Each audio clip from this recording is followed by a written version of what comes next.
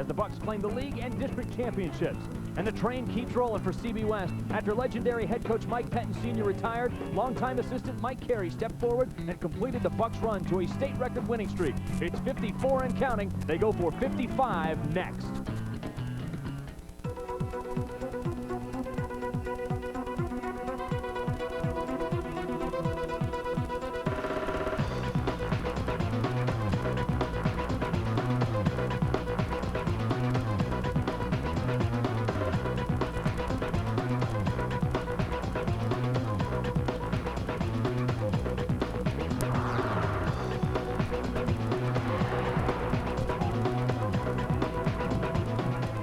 Greetings from Crawford Stadium in Lansdale, Pennsylvania, and North Penn High School, where tonight CN8 presents high school football. The North Penn Knights host the CB West Bucks.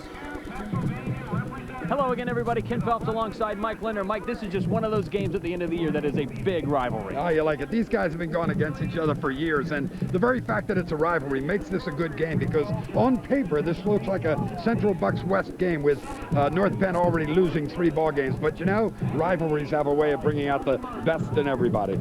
Well, one of those guys that's going to have his best tonight is Kevin Zeblin. Yeah, and he's a good one. Already averaging over 9 yards a carry, believe that or not. Getting up close to 600 yards, 11 touchdowns, but remember, 6 of those running and 5 as a pass receiver. And one of the spark plugs on defense for CB West is Gavin Potter. And he's a good one. Great speed, 4.5 in the 40. A linebacker could be playing offense for a lot of teams, but they love him to get out there and just lead the surge for a pretty good defensive club. On offense for CB West, the multi-purpose guy is Phil DiGiacomo. Yeah, coming in again, another guy up near 550 yards, 6.4 yards per carry, and has scored 14 times a year. He's got a couple more as a result of receptions. He is the guy that has to lead him tonight. And one of the guys that's going to have to shut him down for North Penn is Dan Chang. And he's been doing it, as you can see, for 3 years now. He is the leader as a result of that veteran status. With good ball clubs, sophomores usually don't play. He started as a sophomore, and now he's looking for a big victory here tonight. This is a big rivalry tonight. It's band night. It's senior night here at North Penn High School. Should be an exciting game. Meanwhile, CB West trying to extend that state record winning streak. When we come back, we'll have the starting lineups and the opening kickoff here from Crawford Stadium on CN8.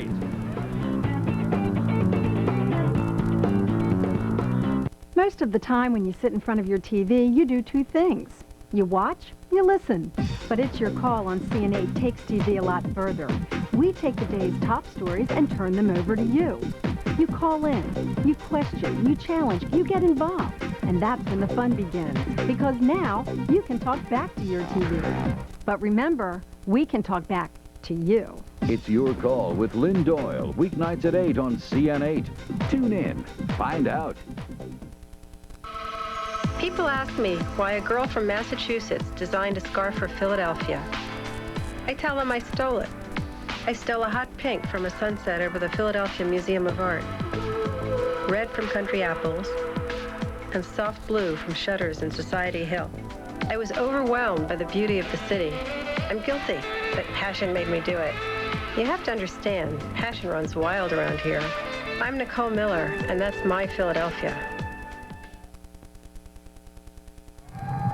Welcome back to Lansdale, Pennsylvania, Crawford Stadium here on the campus of North Penn High School for tonight's contest between CB West and North Penn. Big rivalry game, and these guys know all about each other. There is the first-year head coach of the Bucks, Mike Carey, 23 years as a CB West assistant. Filled right in, and it's kind of like these guys never really left with head coach Mike Penn retiring, Mike. Yeah, real tough to follow a legend, but he's done it. And the legend, of course, related to this guy. Yeah, the youngest son, Mike Penn Jr. of Mike Penn Sr., the head coach of the North Penn Knights. You may see him there in the hat on the far right of your screen, sitting down.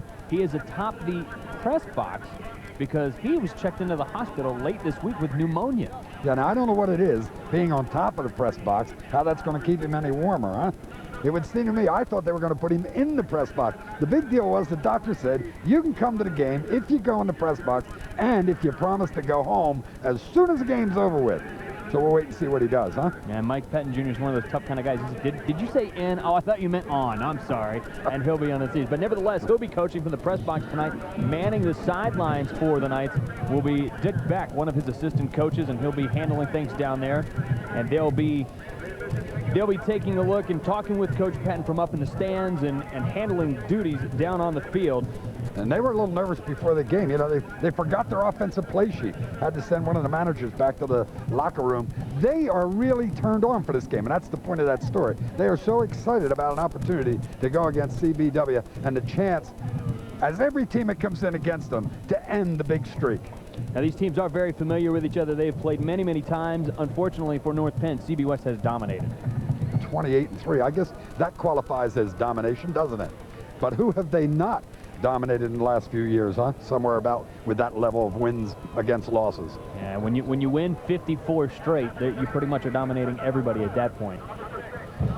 Well, 54 is a big number for them, and they still argue. They all tell you, we only worry about one game at a time. But they get this close. They're getting real close to not only having the most wins in a row, but the most unbeaten in a row. You can think they're thinking this win and a couple more. Yeah, that record held by General Braddock, 55-0-1. Unfortunately for them, the tie came in the middle somewhere, so they didn't have a run for the winning streak. But CB West has dominated. And the most impressive thing about this streak, and we had a long streak last week with Interboro. They had won what was 40 in a row after the game last week. But they hadn't been in the playoffs since 1993. So for various reasons, they were not in the postseason. CB West has just barreled through everybody, including the state playoffs. Well, we will not comment, will we, about that sign? But there'll be a number of them in the stands tonight. I'm sure everybody can figure it out as followed this series. As we can see, A little North controversy Penn early won in the year. North Penn won the toss and deferred. CB West going to receive a bet. And we'll take the football first. How'd you like to have the gate tonight? How they put a lot of people in the stands at this ball game. You mean putting present? They're still coming in, filing into Crawford Stadium here for tonight's contest. This is a big game. North Penn, as you mentioned, Mike, they, on paper, really don't have the horses to match CB West. And part of the reason is graduation last year really rocked them. They lost some tremendous talent in Chris McKelvey, the offensive lineman, who's now a freshman and getting some playing time at Penn State. Heike Johnson, a terrific running back. They lost a lot. So really, Mike Penn Jr.'s got to look to a lot of young guys to kind of step up. This will get that first taste of this rivalry, but who knows? It may pay dividends for them in a couple years. Right, you know, that was the year. Last year was the year they thought they'd get this streak done, and many of you at home, of course, watched the famous documentary about North Penn's march towards CB West in that ball game, and therefore, of course, know the outcome even before we've told you. So they'd like this to be a different outcome tonight. And there was a couple of opportunities last year for North Penn to knock off the arch rival, and that rival being CB West. There you see the men back deep tonight for CB West. James West on the left side of your screen there, one of the speedy tailbacks for CB West, and kicking it away for North Penn will be Brian Ushler. He will put a foot in it from the 40-yard line, and we are underway, and it's coming down to West at about the 8-yard line. He's got a hole right up the middle, and he is hit and dropped out at about the 30-yard line. And we'll see the Bucks offense come out onto the field. These guys are very, very impressive, led by their quarterback, Mike Oriole. Well, they'll be led by him tonight. I've been led by him for the last few games as he was serving out a little problem that had to be taken care of, so he's missed the last 3 ball games. But he's probably very, very anxious to go tonight. The senior, 6'4", 190 pounds. There you see his statistics, not bad on this season. 9 TDs. What I always like, though, is the only 2 interceptions. First down and 10 for the Bucks. Give it to the up back. That has been a characteristic of CB West over the last couple of years. That's Phil DiGiacomo carrying the football, and DiGiacomo has some big shoes to fill, and the graduated Dustin Paciotti. We'll see who else is in the offense with CB West and with DiGiacomo. You see Bob Warden, the halfback, along with Dave Camburn, very talented. McKinstry and Scholl, the tight ends. The line, Daly, Arsenault, Sands, Rich, and Alton. Interesting, on that first play, they ran right at the strength of North Penn, right at Dan Chang, wearing number 50 on the defensive line on the left side, and guess what? Chang came up big. Did a real nice job. They got a couple of yards, but he stopped them right at that point. A little trouble handling the snap. Oriole rolling out, looking for a man. And a nice hit and drop. Terrific tackle and wrap up by Janos Veja.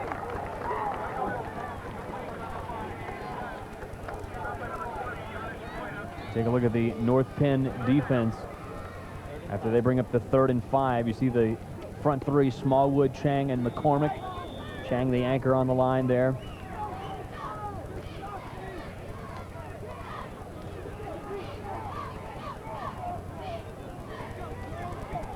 Terrific defensive play there, bringing up a 3rd down and 5. Yeah, you had to like the way Jonas Vojta came along, made that hit. The reason you like it is it brings the fans to their feet, gets them into the ball game, and they're going to need them.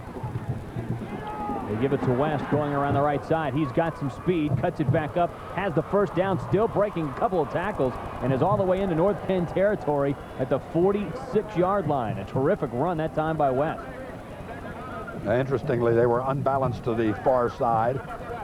Take a look here, and I don't think North Penn really adjusted down right, and they were 1 man shy in the defensive line. As a result, they were able to get sealed right there in the end, and that gave West the opportunity to turn the corner, and then with the spin move, pick up enough for an additional 5 to 7 and get the 1st down.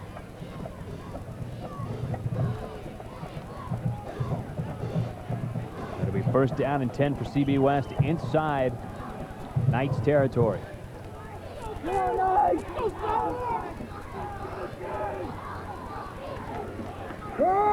They give to Giacomo right up the middle, and he is close to another 1st down. And at the 35-yard line, he should have enough to move the sticks.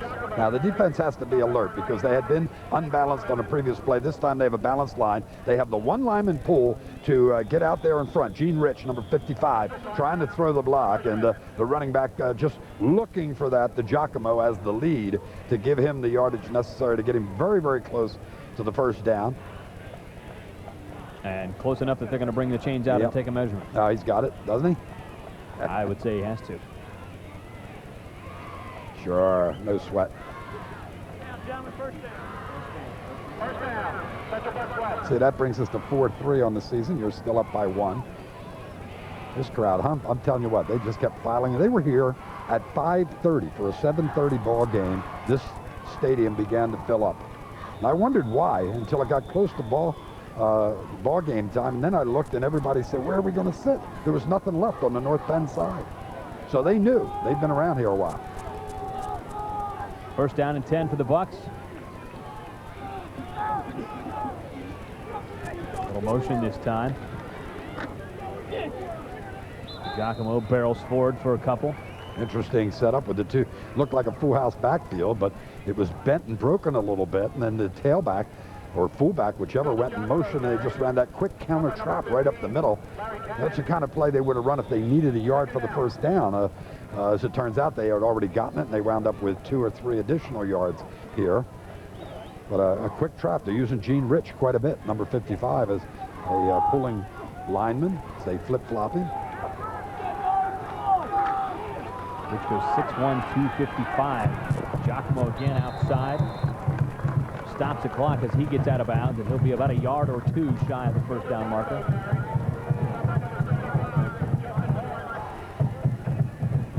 Good pitch here, and then, of course, with this bone that they're running, they get the 2 men from the backfield who are able to serve as lead blockers for the Giacomo. And they just pound it away at you, don't they? You're happy to take the 4 to 6 yards per carry. You know, 4 and 4 is 8, 6 and 6 is 12. So that way they wind up with 2 as we get a timeout called. How about this? Central Bucks West calling a timeout. Somebody not happy, apparently. Can't figure out why. Things seem to be going pretty well. And this is a big opportunity here for North Penn. 2nd, 3rd down of this drive. A chance for them to come up. If they can get a stop, would be a big momentum booster when it comes to the start of this game. What do you suppose it's like in the locker room this week without Penn being there, huh? Being in the hospital 3 days. You suppose they had a conference call? Knowing him, he probably had a telephone with a speaker talking to the team every day, wouldn't he? Take a look there at the team totals for these guys. Total offense yards per game, almost 400 yards a game for the Bucks and 45.8 points a game. And a defense, boy, both these guys are pretty stingy. Well, more stingy on the Central Bucks side, but as far as offense goes, you know, with the records they have, the 6-3, the 9-0, they're pretty good football teams against most of the clubs they come up against, and really no significant difference there. It's a question of when do they pull them out, when do they leave them in, and how many touchdowns are scored by that first team or so. But when you look at that defense, North Penn, it looks just not quite as strong as CBW, and has given up the more yardage per game. You've got to wonder, too, how much throughout the course of the game, having the head coach upstairs, assistant coach on the field, talking back and forth, will affect the play calling, the timing. We'll really get a look at that when they get on offense. We'll see here if they can get a good big stop on 3rd down and 2.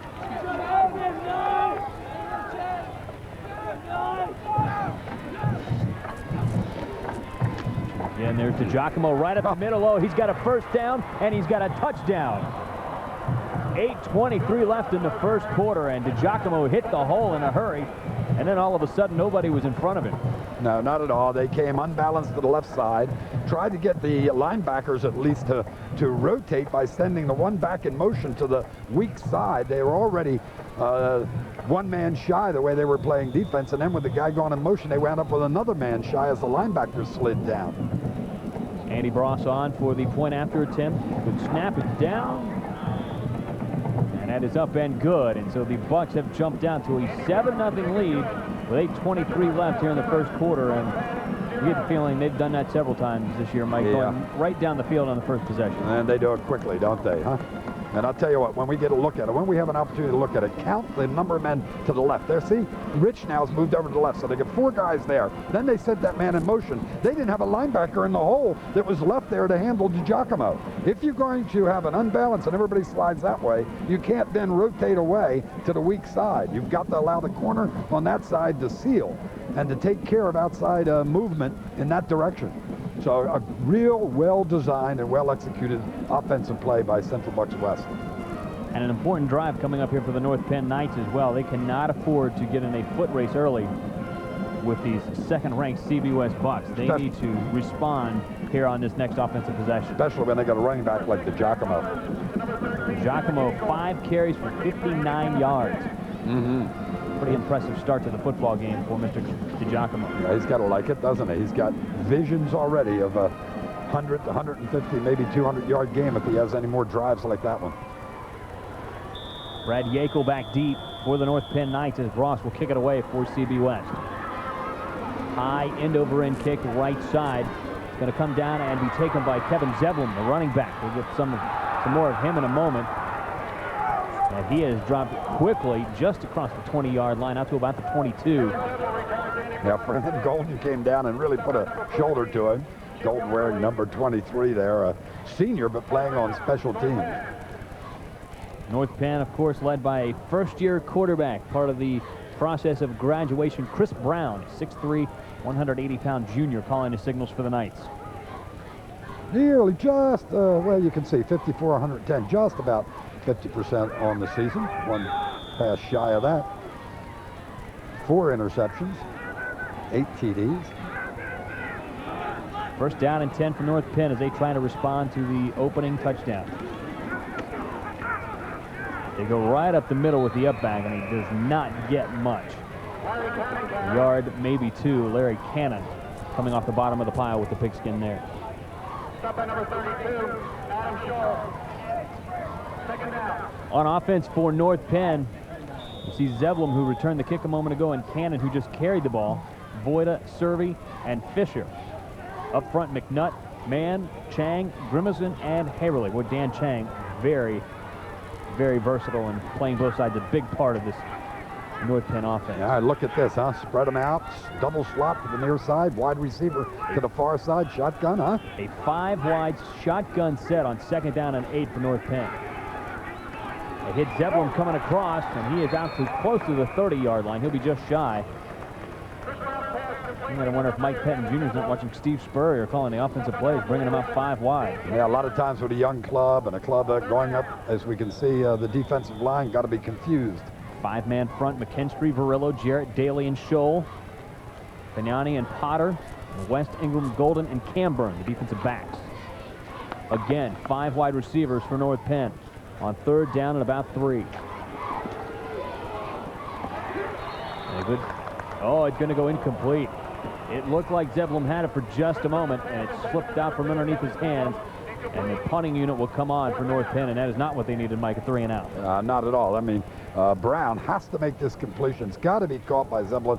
and just off his pads and does hit the ground before he has control, as you can see there. But that would have been an important first down. What this is going to do is let the CBW coaches talk to their defense in the next series and get them organized against those 5 wide receiver offensive sets. Look at this. And a bad snap. And it is trouble for North Penn. Down to all the way back just inside the 10-yard line is Dan Brown. Yep. And Clay Lepley gets a thrill, gets in there almost unimpeded, and is able to grab the punter and throw him down and put them in great shape for another quick touchdown. Watch how fast. Ball comes in to Brown. You're watching this before the game. They were having difficulty with the snaps. He just bobbles it now. It's too late. There he is. Clay Lepley, junior on special teams, comes in, grabs it, and he says, "You're going nowhere. Just go down, get it over with." First and goal now for the Bucs to start this drive. Oriole with play action, rips out of one tackle, trying to get back to the line of scrimmage, and actually gains about 5 yards on that play. Boy, Oriole's size really evident there. He was able to fend off the tackler. I'll tell you what, I don't know how he got out of this. I mean, he was down in the backfield, it appeared to me. Anyway, look how quickly he's grabbed. I mean, this is it. It's over. You got to go down. I mean, no reason for that at all, is there? Freiling had him. But they shows you how athletic he is and why he's leading a club with this many victories. Second and goal now for the black and gold. Give to DiGiacomo, and he is buried at about the 3. DiGiacomo carries. Stop at number 12, Kyle Smith. Third down. Nothing really fancy from this club at this point, huh? They pound it right at you. Blue-collar, grounded-out offense that just happens to have won 54 games in a row coming in. Coming up on 5.5 minutes left in the first quarter. Man, look to the right side. My goodness. DiGiacomo turned back on 3rd and goal, and a great defensive stand by North Penn. Let me tell you, DiGiacomo did not hit the hole. If we had a chance to see it again, you will see that with the unbalanced line to the right, North Penn does not line up properly. They leave a block from the out. We can't see it from this side, but they leave a perfect block from the outside in, and if DiGiacomo had gone in that direction, it would have been a cakewalk. Look, see, look at the outside man coming in. There was no leverage to the outside, and DiGiacomo decided instead to come back to the inside. He would have had the TD outside in my mind. Well, for the second time in the first half, the Bucs have called a timeout to talk things over, but they're leading at 7-0. We'll be right back after this. Are you tired of trash TV and news you can't use? I'm Steve Adubato. Join me as I go one-on-one with authors, actors, journalists, CEOs, and sometimes politicians, people who make a difference. One-on-one, I'll ask the questions that you want answered. Go one-on-one with Steve Adubato Sunday through Thursday at 6:30 on CN8. One-on-one with Steve Adubato is sponsored by PSE&G, the St. Barnabas Healthcare System, Shearing Plow Foundation, Seton Hall University, First Union National Bank, and the CIT Group. 4th down and goal for CB West. They give to DiGiacomo, and he has stood up, and the Knights defense makes a stand. What a nice play by Jeff Moberg. Coming running it off the field to get the accolades of his teammate. Only 5'6", but he stood tall on that play, did he not? Just penetrated, beat the offensive line surge. He got in there, got the opening, and turned him away. Boy, they needed this. With the yardage going this way, and one score already, if they had scored there, things are going to be very, very, very tough. What a big play for North Penn defensively. Look at that penetration. Outstanding job by Mike Yeager. I'm sorry, I had the wrong team making that play.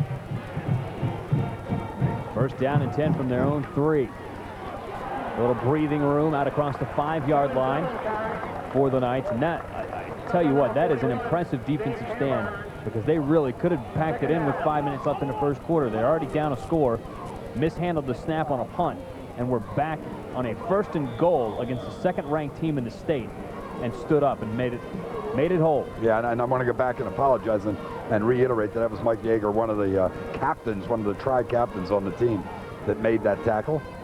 Misidentified him, gave him credit to a Central Bucks West player. They go right up the middle that time, and nothing doing on 2nd down and 5. Well, that defensive front five is so big for CBW. Scholl 230, Daly at 260, Jarrett at 220, Murillo 270, and then McKinstry coming in there and playing on one end at 205. I mean, that is a big line and very difficult, you would think, to run in the middle against them. Look at this, taking a lot of nerve to throw the ball down this close to your own end zone. 3rd and 6 from inside their own 10, and again, they're in a shotgun with 5 wide receivers. It's the same pass play that's intended for Zeblin, and it gets tipped, and fortunately for the Knights, not intercepted. And now we'll bring up 4th down. Yeah, what they're doing is running Cannon, who's the inside man, straight down the field. You'll see him, number 15, and then they try and run Zeblin right in behind him, hoping that the defensive backs, see, there's a Cannon downfield. The defensive backs will have made a shift, and that would leave Zeblin open. But when you do it 3 or 4 times in a row, they start smelling it, don't they? And they think about, hey, how about a maybe interception and a touchdown? And fun handled this time in a terrific kick. Taken by DiGiacomo at the 40. And they've got a little bit of a wall set up, and he finally pushed out of bounds. But inside the 30 at about the 27. So again, terrific field position for CB West. Knocked out of bounds by number 33, Andy McCormick. 1st down. Good job just catching this one the way it was turning and twisting in the air. Look at him shove that defender right away. That's why he did not get thrown for the loss, as he got rid of Kyle Smith, and then maybe almost a late hit on the outside. Look at him push him away. Get out of my face, he says. He gets him. And then watch here. See if maybe a late hit right there. Boom. Yeah, I think he's about 4 yards in, huh? Yeah. I think the guy tried to lay it, but he made sure he got just a piece anyway. Yeah, he got a feel for it. Motion again for the Bucks. They pitch to West this time, going right side. And he is hit and dropped. Good pursuit that time by the Knights defensive line. Fran Mann, the 215-pound sophomore. Some of the guys on the offensive and defensive lines for these teams, boy, they are big and young. Mm-hmm.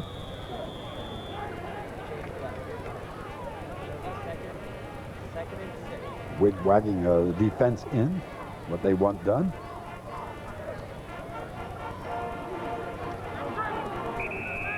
And a penalty flag flies in, and perhaps an illegal substitution coming in.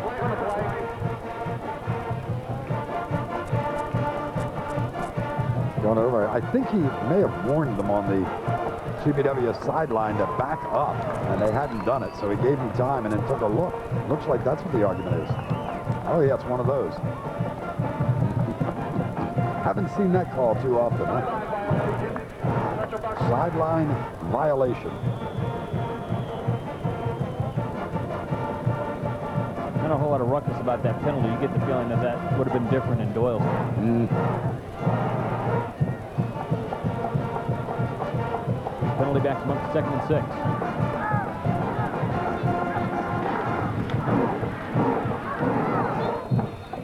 Straight forward that time. Close to a 1st down across the 20-yard line.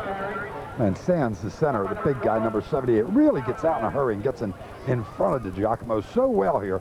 I mean, there's no way the center gets all the way downfield. See him right there in the pile? Number 78 leading that charge. Just a super job. He's got such nice size to begin with, to be playing there at the center position at 6'3", 255 pounds. A lot of coaches going to be calling his home. And this is your call on the sticks. No. Mine was last guy. I didn't think they made it this time. So I was leaving it up to you. I had the first one in the game. That was mine, wasn't it? Yeah. Okay. Well, we'll just erase that one. Okay. It stays at 4-3. Well, they had enough for the 1st down by about half the length of the football. It'll be 1st and 10 for CB West. North Penn having to hustle to get on the field and get a line correct.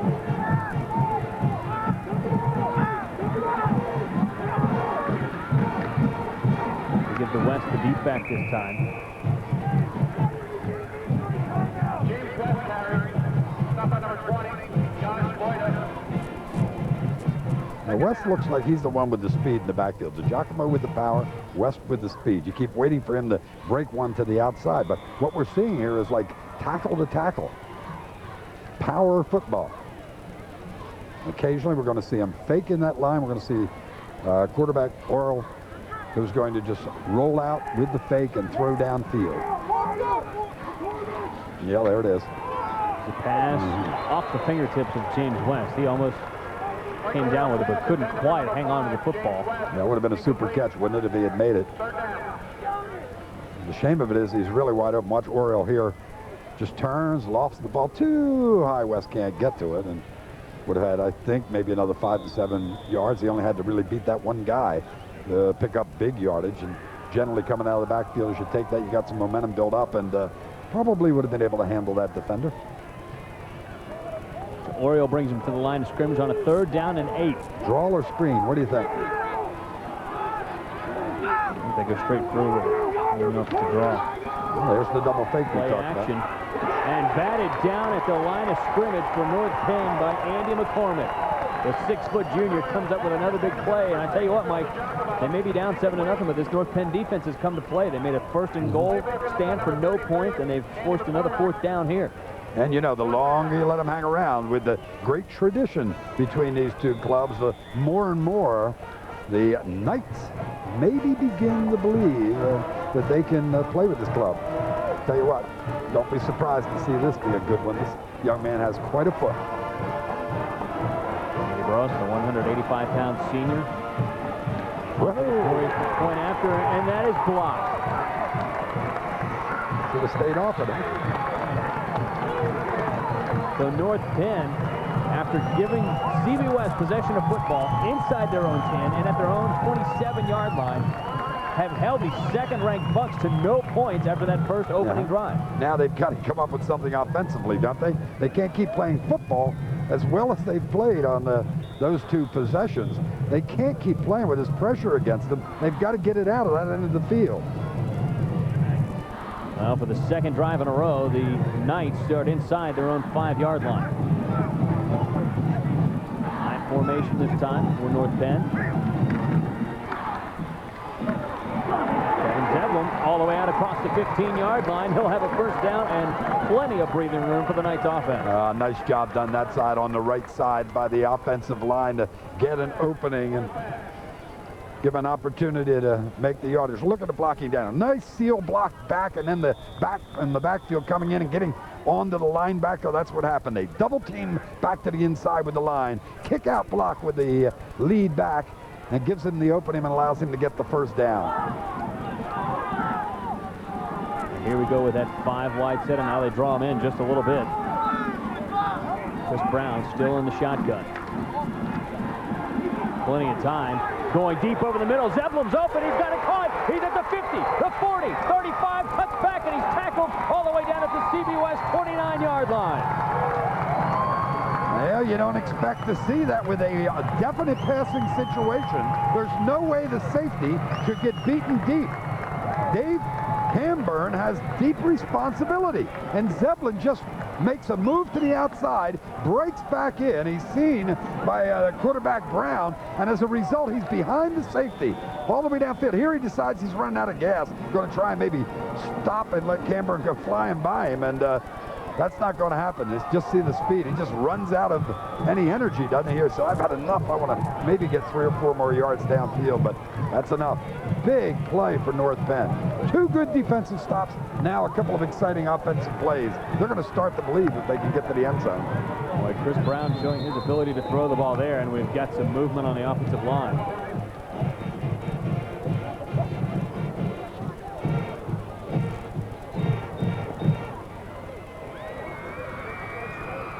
Referee Jeff McConaughey, Chuck Myersberg, John Schmidstein, Charlie Brown, and Lenny Nickerton round out the officiating crew tonight. Charlie Brown, he was the one setting the ball up for the kickoff, wasn't he? No, I think he was the one trying to kick it. Oh, okay. I knew he had something to do with it. Always a futile effort as well. Yep. And a false start penalty will back him up 5 yards. It'll be 1st down and 15 for North Penn. Time winding down here in the 1st quarter. Running room for Zach Thomas to the sidelines, and he is brought down across the 30-yard line, and that will wrap things up in the 1st quarter of action here at Crawford Stadium in North Penn High School. And right now, the Knights are trailing it by 7 points, but they are believing. End of 12 minutes of action. CB West out in front of this one by a touchdown, but North Penn is alive and well.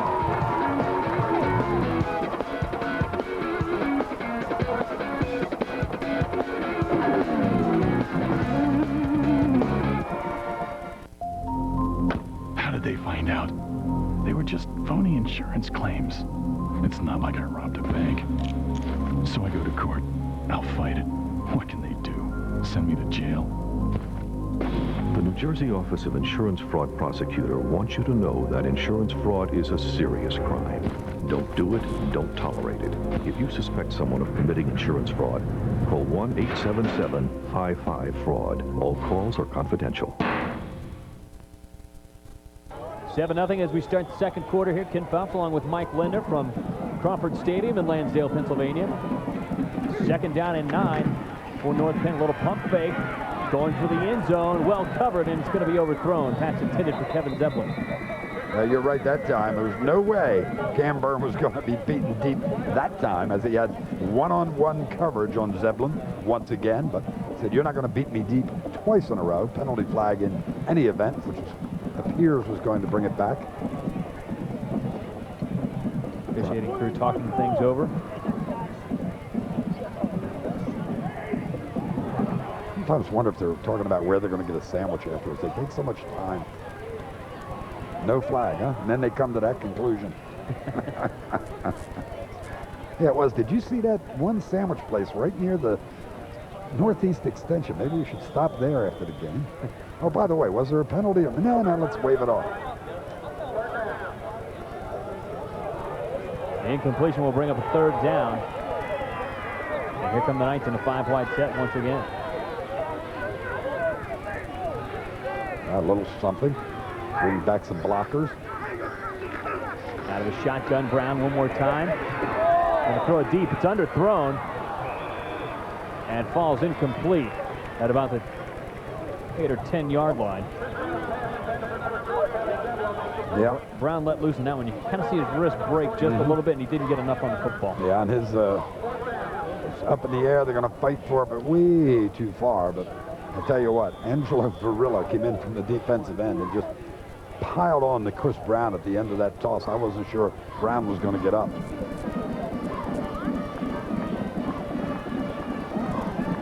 And the Knights look like they're going to go for it on a 4th down and 9. 4th down and a long 8. Look a little confused again, do they? Where they're going to set everybody.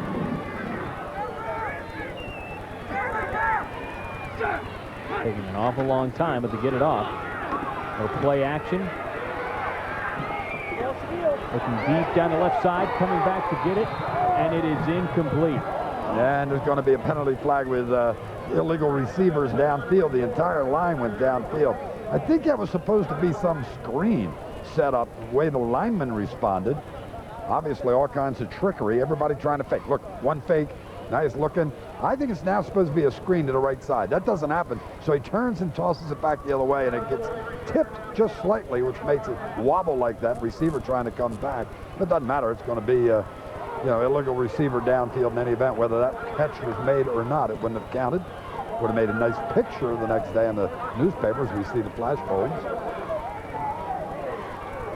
So the CB West offense comes back onto the football field with 11:39 left here in the second quarter of action. The Bucks leading at 7-0.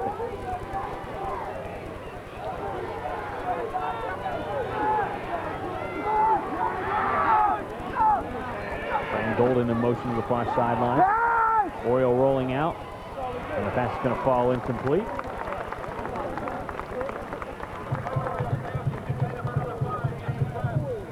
Ryan Nolan did an outstanding job defensively that time. With quarterback Oriole rolling to the, or sprinting to the far side, he maintained the outside leverage beautifully. So the possibility of a run was taken away from the quarterback, and he's forced to throw, and everybody was really covered real well downfield. So name doesn't get called by anybody, but number 85's there on the right-hand side just played that so well as he strung it out and took away the potential for the run at the end of that run-pass option. Second down and 10 after the incompletion. High formation, and Golden again in motion. The pitch to West this time. Puts it back up. Get some positive yardage out of a play that looked like he might get stopped for a minimal gain. Third down and about 6 for the first down for CB West.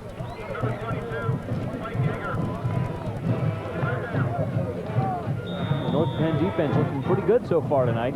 Well, the amazing thing, you look back to the scoreboard every so often, we check to see how much time left. 11-11 is left in this first half. But the big thing, we look down there, and it's only 7-0. You know, and it's hard to realize that's what it is. And there we go. That's the big one. You got to get this one. Go for one on third down. Back is caught. And they need to stop, and they get it. Orioles completed the pass to DiGiacomo. And Voida played that as best as a cornerback could possibly play it. Voida, number 20, will come in. He'll maintain leverage to the outside. That's his responsibility. He doesn't take the fake, though, and grabs a hold and will not let go. The smaller guy coming from the defensive backfield, Voida, and makes the stop. Outstanding play. Going to force the punt. Nice play by the defensive back, and Dan Brown, the linebacker, was back in Mike Orioles' face very quickly and forced a little bit of an early pass there. Yeah, as a result, he didn't have the blockers out there that he wanted to get in front of him. Punt is away for CBU West. Brad Yakel's going to let it go, and it takes a Bucks bounce. And another one, and another one, and another one. And it's going to be down at the 23-yard line. That's where the Knights offense will take over with 9:53 left until halftime. CB West leading this 7-0. We'll be right back here on CN8.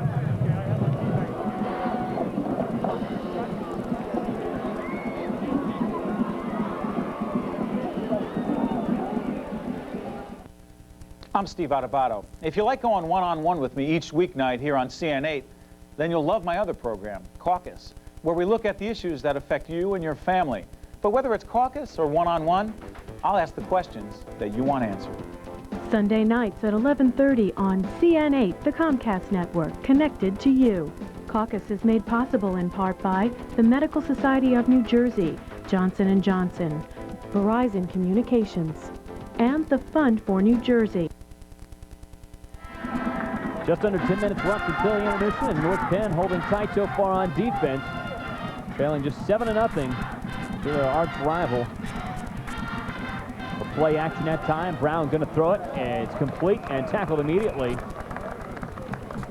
The progress given out to the 30-yard line. They flood that zone to the right side with the little fake, try to freeze the linebackers.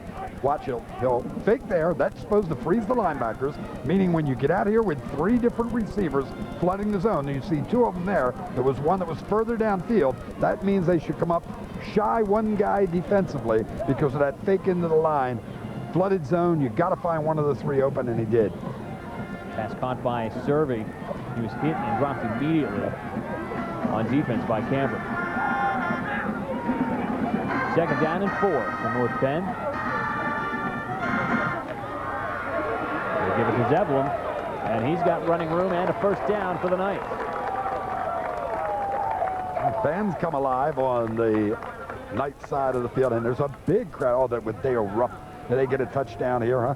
Keep this drive alive. You know, just sitting on the edge of the seat saying, can we really play with this club or not? And they're getting a little more confident also. Tell you what, they had a hole on the right side. Look at this X block. Beautiful job there. Look at the X block. Outside man in, inside man out. And both men came upfield on the offensive or defensive line. And as a result, the angles were there to make that opening. See the first downs there. North Penn nearly matching CB West right now. They could get one more, and would be even at 3. A play fake. They give it to the first man, who is finally driven back after a gain of about a couple of yards. Come with that trap to this side for him. Mahan, number 57, leads the way. He doesn't really get much of a block, but he turns into the hole and allows the back to wind up picking up 3 or 4 yards just because of his physical presence, turning up into the hole at the point of attack. Zach Thomas, a 175-pound junior, getting the carry right there. Equipment timeout. We're going to have a substitution for some faulty headgear, I believe. 8 minutes now left in the second quarter. 2nd down for the Knights. All kinds of movement.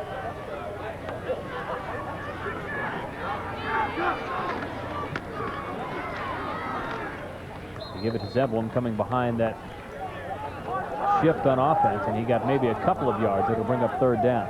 Interestingly, they go a little in-your-face football this time, which is what CBW was trying to show us on their drives, just coming right at you. But this guy, whew, what a load, 6'3", 270 pounds. I mean, awfully tough to go right at him. No body fat at all.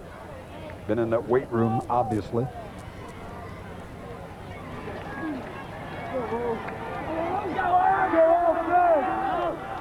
Third down and 4 for North Penn. And to extend the life of this drive, in motion with Zeblin. Faking into Brown. Brown rolling right side, looking up, wide open, caught at the 35, and it's a sprint down the sidelines, and it's going to be a touchdown for North Penn. The pass caught by Brian Ushler, the 205-pound sophomore, and the Knights are believing right now.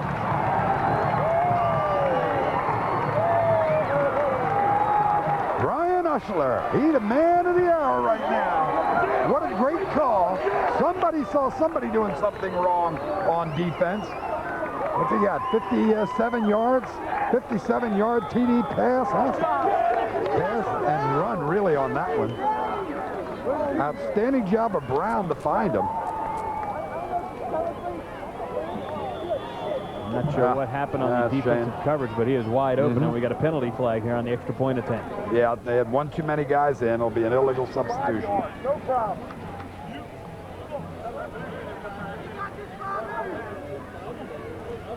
Bob Mancino, the junior kicker, has come on to attempt the point after.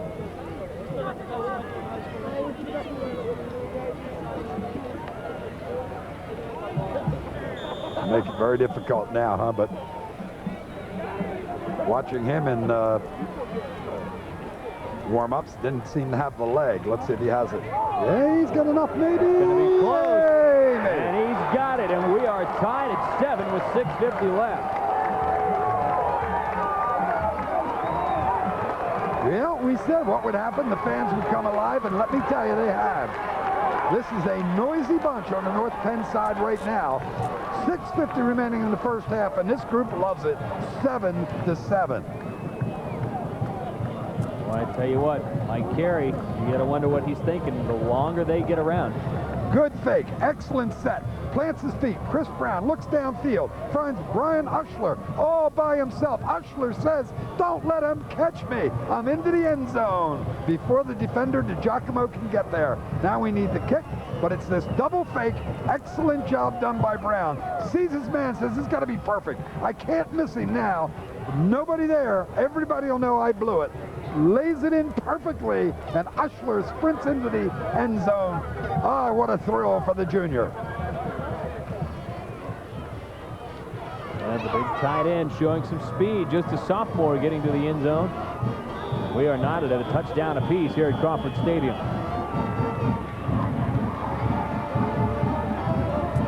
Ushler does the duties kicking it away. It's going to come down to West at the 7-yard line. 20 and has some blockers.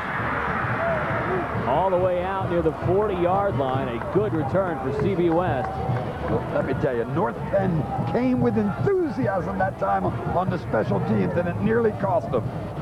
Boy, has that graphic changed since the last time we looked at it. Yeah, well, the 55-yard TD, or whatever it was, 57-yard TD pass and run helps them, but even without that, I think they would be ahead of them, wouldn't they?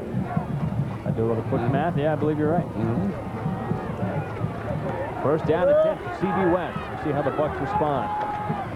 We'll give it to the up man, DiGiacomo, and he is hitting, dropped just past the line of scrimmage by Mike Yeager. Yeager, remember, had that important hit earlier in the game when we misidentified him, and now he comes up with another one right here. I mean, there's a 4-yard gain, but he lets him know that, you know, he's playing against a good defense because he buries the shoulder in and gives him the hit. The back has to start thinking about those linebackers. CB West hurries to the line of scrimmage. North Penn getting some men in very late in the huddle.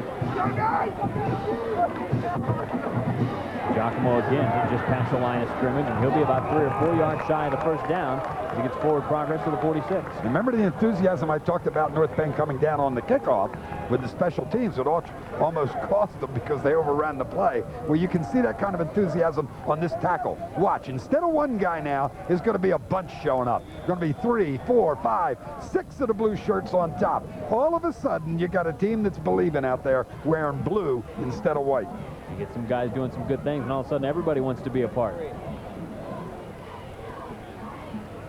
I'll tell you, it's infectious, and particularly at the high school level, I think more than any other level, where the head plays so much a part of the game. It's so much a psychological thing. Saw the Giacomo's numbers there a moment ago. CB West has the first down, courtesy of Bob Warden. They'll finally get in a call, huh? You're right, they get the first down, they keep the drive alive, but they had to fight for it this time, didn't they? Getting little chunks instead of big yardage. Drive very, very important for North Penn. They're able to stop them here and then maybe control the football for a while and get into halftime at worst tied. What kind of a halftime would that be? Their coach returning from the hospital and calling the plays from the press box. Look at the hit. Look at the hit. Look at the difference. Now, Central Bucks West going backwards. Warden this time, number 2, instead of forward. It's like a, you know, it's a microcosm of what's happening with the ball game, huh? In terms of the momentum shift. Backwards for white shirts, forward for blue shirts. See it? Boom, bang, what a hit. Nice job, outstanding job done coming in that time. Larry Cannon, number 15, burying the shoulder. And what a great name for a football player. 4:18 and the clock rolling. Second down for CB West. Rolling out this time. Oriole in the pass. Penalty flag again. And Oriole is stopped. Going to be a run all the way here. He may have pumped and did all that, but this was planned as a run all the way. Watch, he'll give a little pump, trying to keep what? See, he's no more going to throw the ball and fly in the air. Tucks it away, looking to get upfield, but grabbed beautifully by Yeager's really starting to become the defensive leader, isn't he? Penalty flag against CB West. Yeager undeterred by the penalty flag hitting him in the chest. This didn't hit him in the eyes, huh? End his career like that player in the pros a year ago. Guy's gone now, right? Not playing anymore. Been released.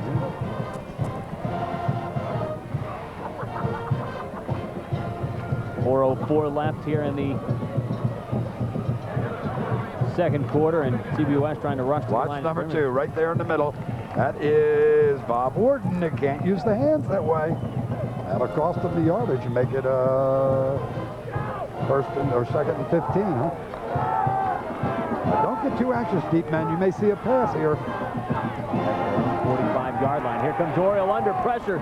Hit. It is caught. And they get across the 45-yard line to the 47, and a terrific play by Mike Oriole just to get that pass off. Yeah, well, it's a screen all the way. Remember, the defense, we told them, just calm down a little bit. On the long yardage like that, you got to assume you're going to see either a draw or a screen. That's your first 2 things you look for. So we see it here. Of course, there's going to be pressure because he's not getting blocked. Excellent job getting in was Lockhart, but hey, look at the blockers out in front.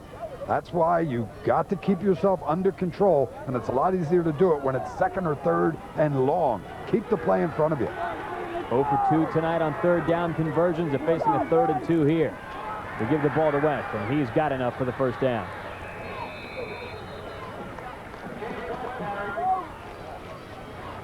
For the first time tonight, CB West converts on a first down, and who would have thought that the Bucks would be 3:11 left in the first half before they get a first down conversion on third.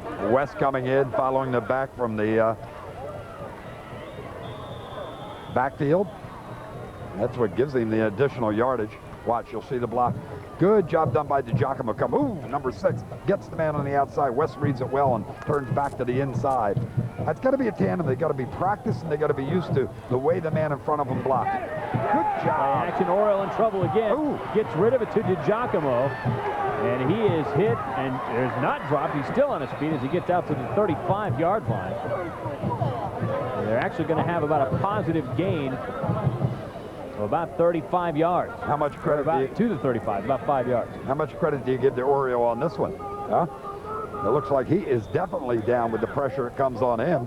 And it looked like he almost decided he was going to take the loss. And then he looked upfield and saw DiGiacomo decided to dump it to him because there was no defender around him at all. Otherwise, I think he tucks the ball and takes the loss.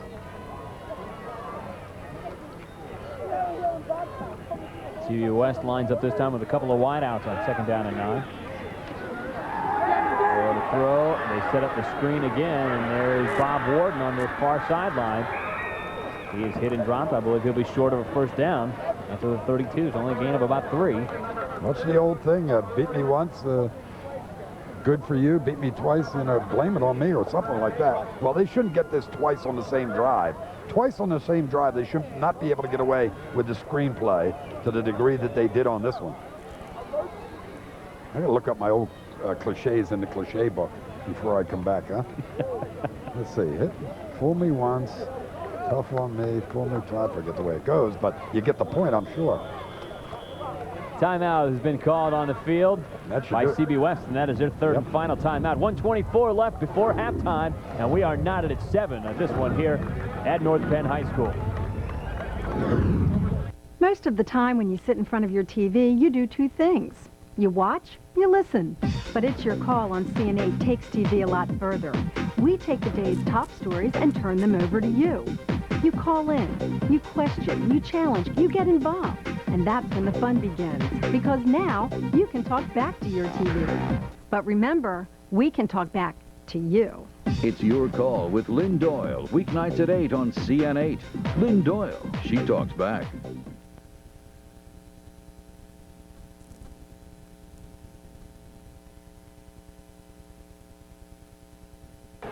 Third down for CB West, under a minute and a half to play in the first half. Oriole going to throw it.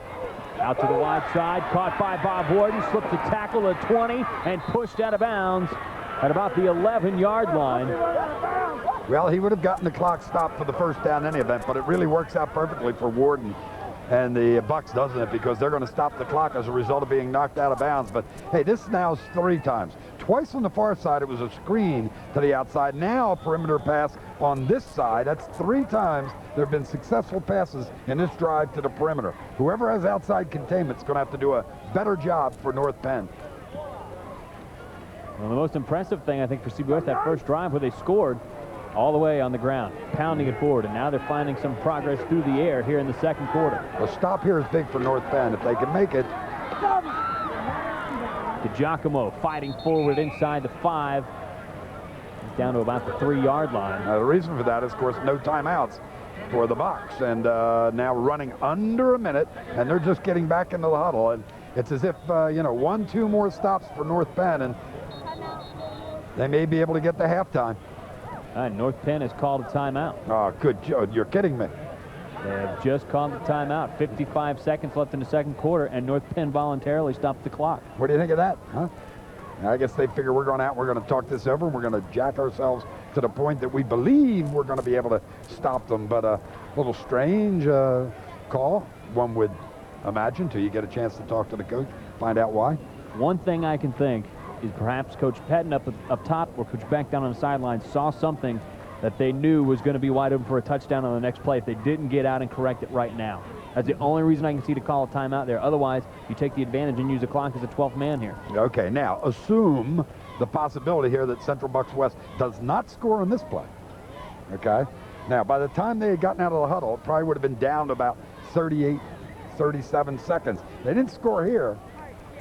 Now it's going to be very tough. They're going to be confused, jumping up on the line, and trying to get organized. Maybe they have an illegal procedure, something of that nature. But instead, they got plenty of time here for a couple of plays with the 55 seconds to go. You see there the winning streak for CB West. That is the state record here in Pennsylvania. 54 games. Trying to make it 55 tonight, but their arch rival North Penn, who has become a victim 5 times during this stretch, would love nothing more than to end it here on their home turf. They give to DiGiacomo. Did he get turned away? No indication yet, and he didn't make it. Stopped short at the 1-yard line. Now they're going to just jump on the... They really have plenty of time. They do not have to jump back and onto the line. They could go in the huddle. But who's going to call a timeout here again? North Penn? No, we got an official's timeout because he has room for a first down, and he may have gotten it there. So they're going to measure it. On the pass play before, Warden was pushed out of bounds at the 11. Official timeout. Going to measure. We will not detract from this one by trying to make a determination. Look at the strength of DiGiacomo going forward, straight ahead. Sees the end zone, wants it, and then they're just going to have to bend him and almost break him in half to push him back. The final man, Kyle Smith, number 12, gets a chance, and I think they make this first down. Oh, we had it? Did we? We had a picture of it. They made it? All right. Mike Lindner with an impeccable sense of timing, ladies and gentlemen. Now North Penn calls another timeout. So it is now first down and goal. Now this timeout, I can see. Can you not? 47 seconds to go. First and goal. They're definitely going to get the opportunity to come out and run this play. There wouldn't be any problem at all there. So why not call the timeout? Clock doesn't start after the measurement until they get out on the ball in any event. So this would be a great place to talk it over. This group would love to just greet the players as they come through the tunnel, go to the locker room at halftime, and have it at 7-7. You talk about how much a high school football game is psychological, and a touchdown right at halftime hurts one team and really helps the other one more than just the 6 or 7 points that they get because of the psychological uplift or the way your shoulders slump a little bit if you allow a score. 47 seconds left. First down and goal for the Bucks.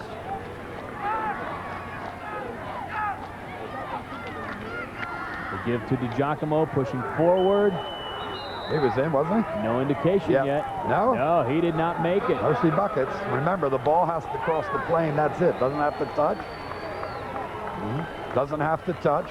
All it has to do is cross. We'll have to see if he gets in. Clock winding down, 30 seconds. And they spike it with 25 seconds to go. It's on a penalty 25 flag seconds left on the clock, and a penalty flag flies in.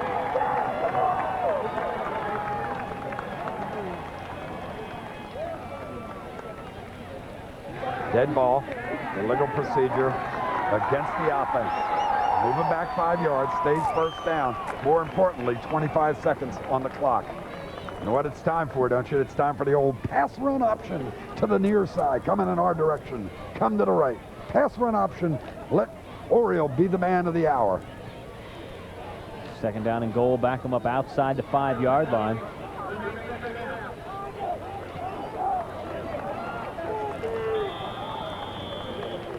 And they wind the clock. 24 seconds. They take some of the big guys out in the middle. They're thinking pass also. They want to get some quickness in to chase down Oriole. 15 seconds here. The fans on the North Penn sidelines coming alive. They send Warden in motion. Looking right side, throwing it up. Has a man caught and tackled. DiGiacomo went out to the side, and he was brought down by none other than Mike Yeager. That's the half. That's the way to end it. Time has run out, and I tell you what, right now, a 7-7 game for North Penn is a victory in the first half right now. Yeah, it sure is, and I'll tell you what it does for him. Gone to the locker room. The question now is, does the coach come down from the upstairs, and we think he is, yes, getting ready to go past our location, see if he does that or if he uses some kind of a conference call. Now he's coming down. He's got to love it. Can you imagine this? The psychological lift of going to the halftime locker room, 7-7, and more importantly, your coach out of the hospital comes down to deliver the speech at halftime. What's he got to do other than say, I'm here, you're there, we've been doing it, let's keep going the way it is. We are tied at 7. Coming up at halftime, we'll take a look at some of the first half highlights and the numbers. We'll find out exactly how we arrived at a first half tie. CB West and North Penn knotted at 7. We'll be back after this.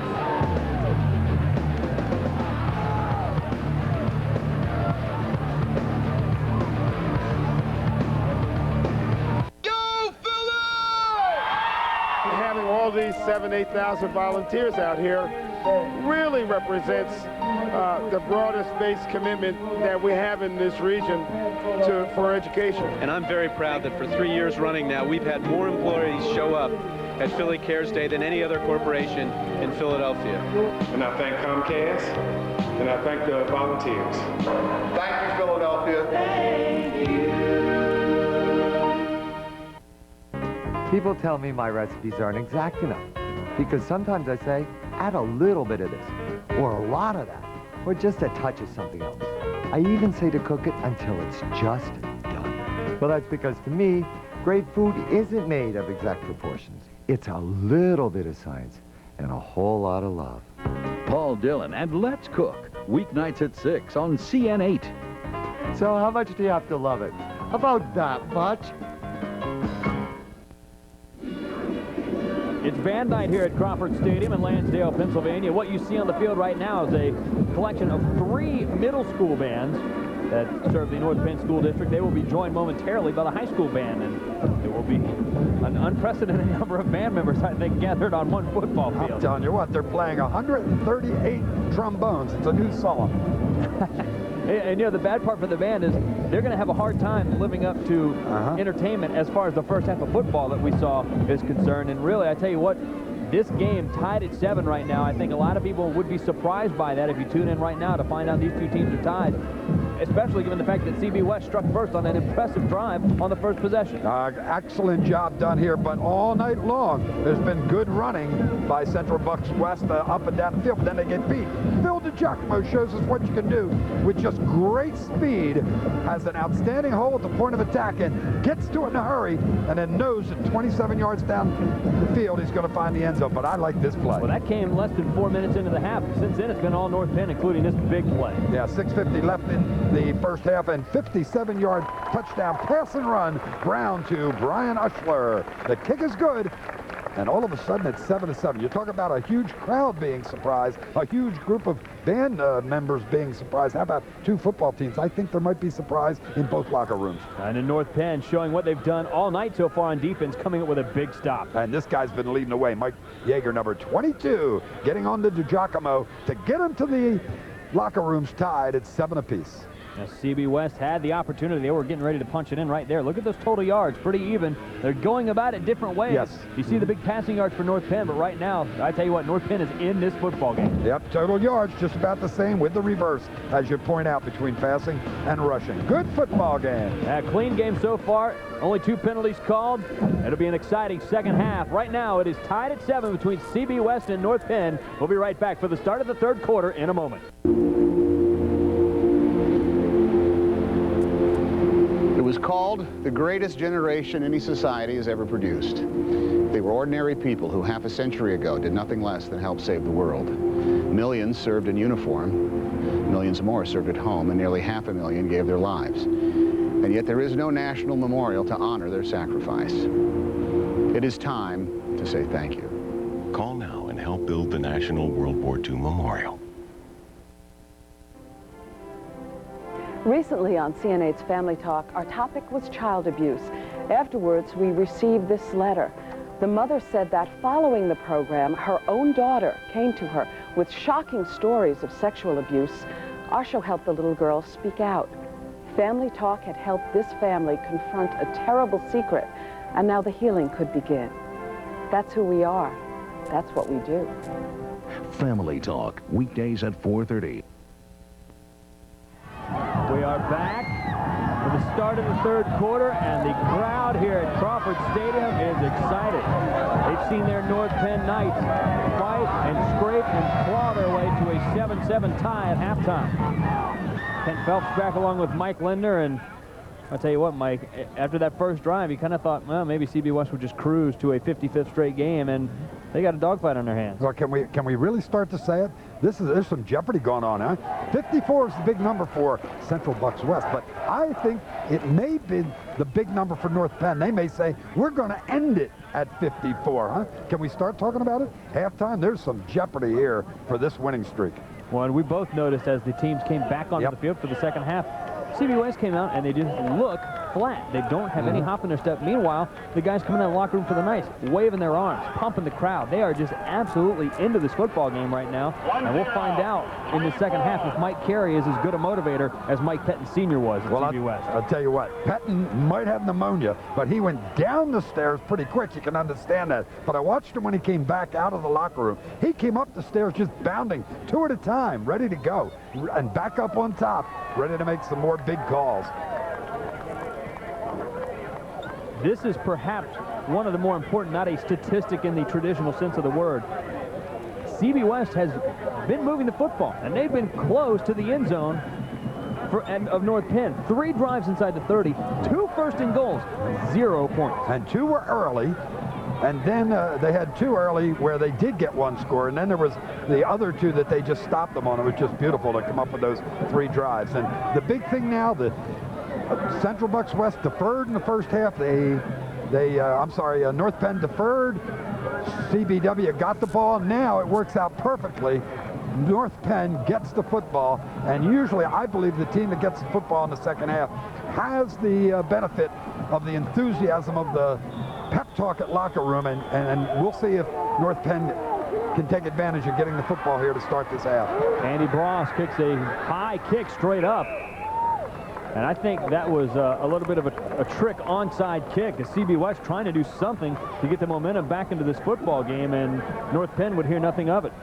Yeah, I love it because you've got pretty, outstanding coaches here, obviously, on both clubs. Mike Carey's longtime assistant in that outstanding program, and of course Mike Penn been around football all his life. And the key, the one place that coaches make a difference on game night is at halftime.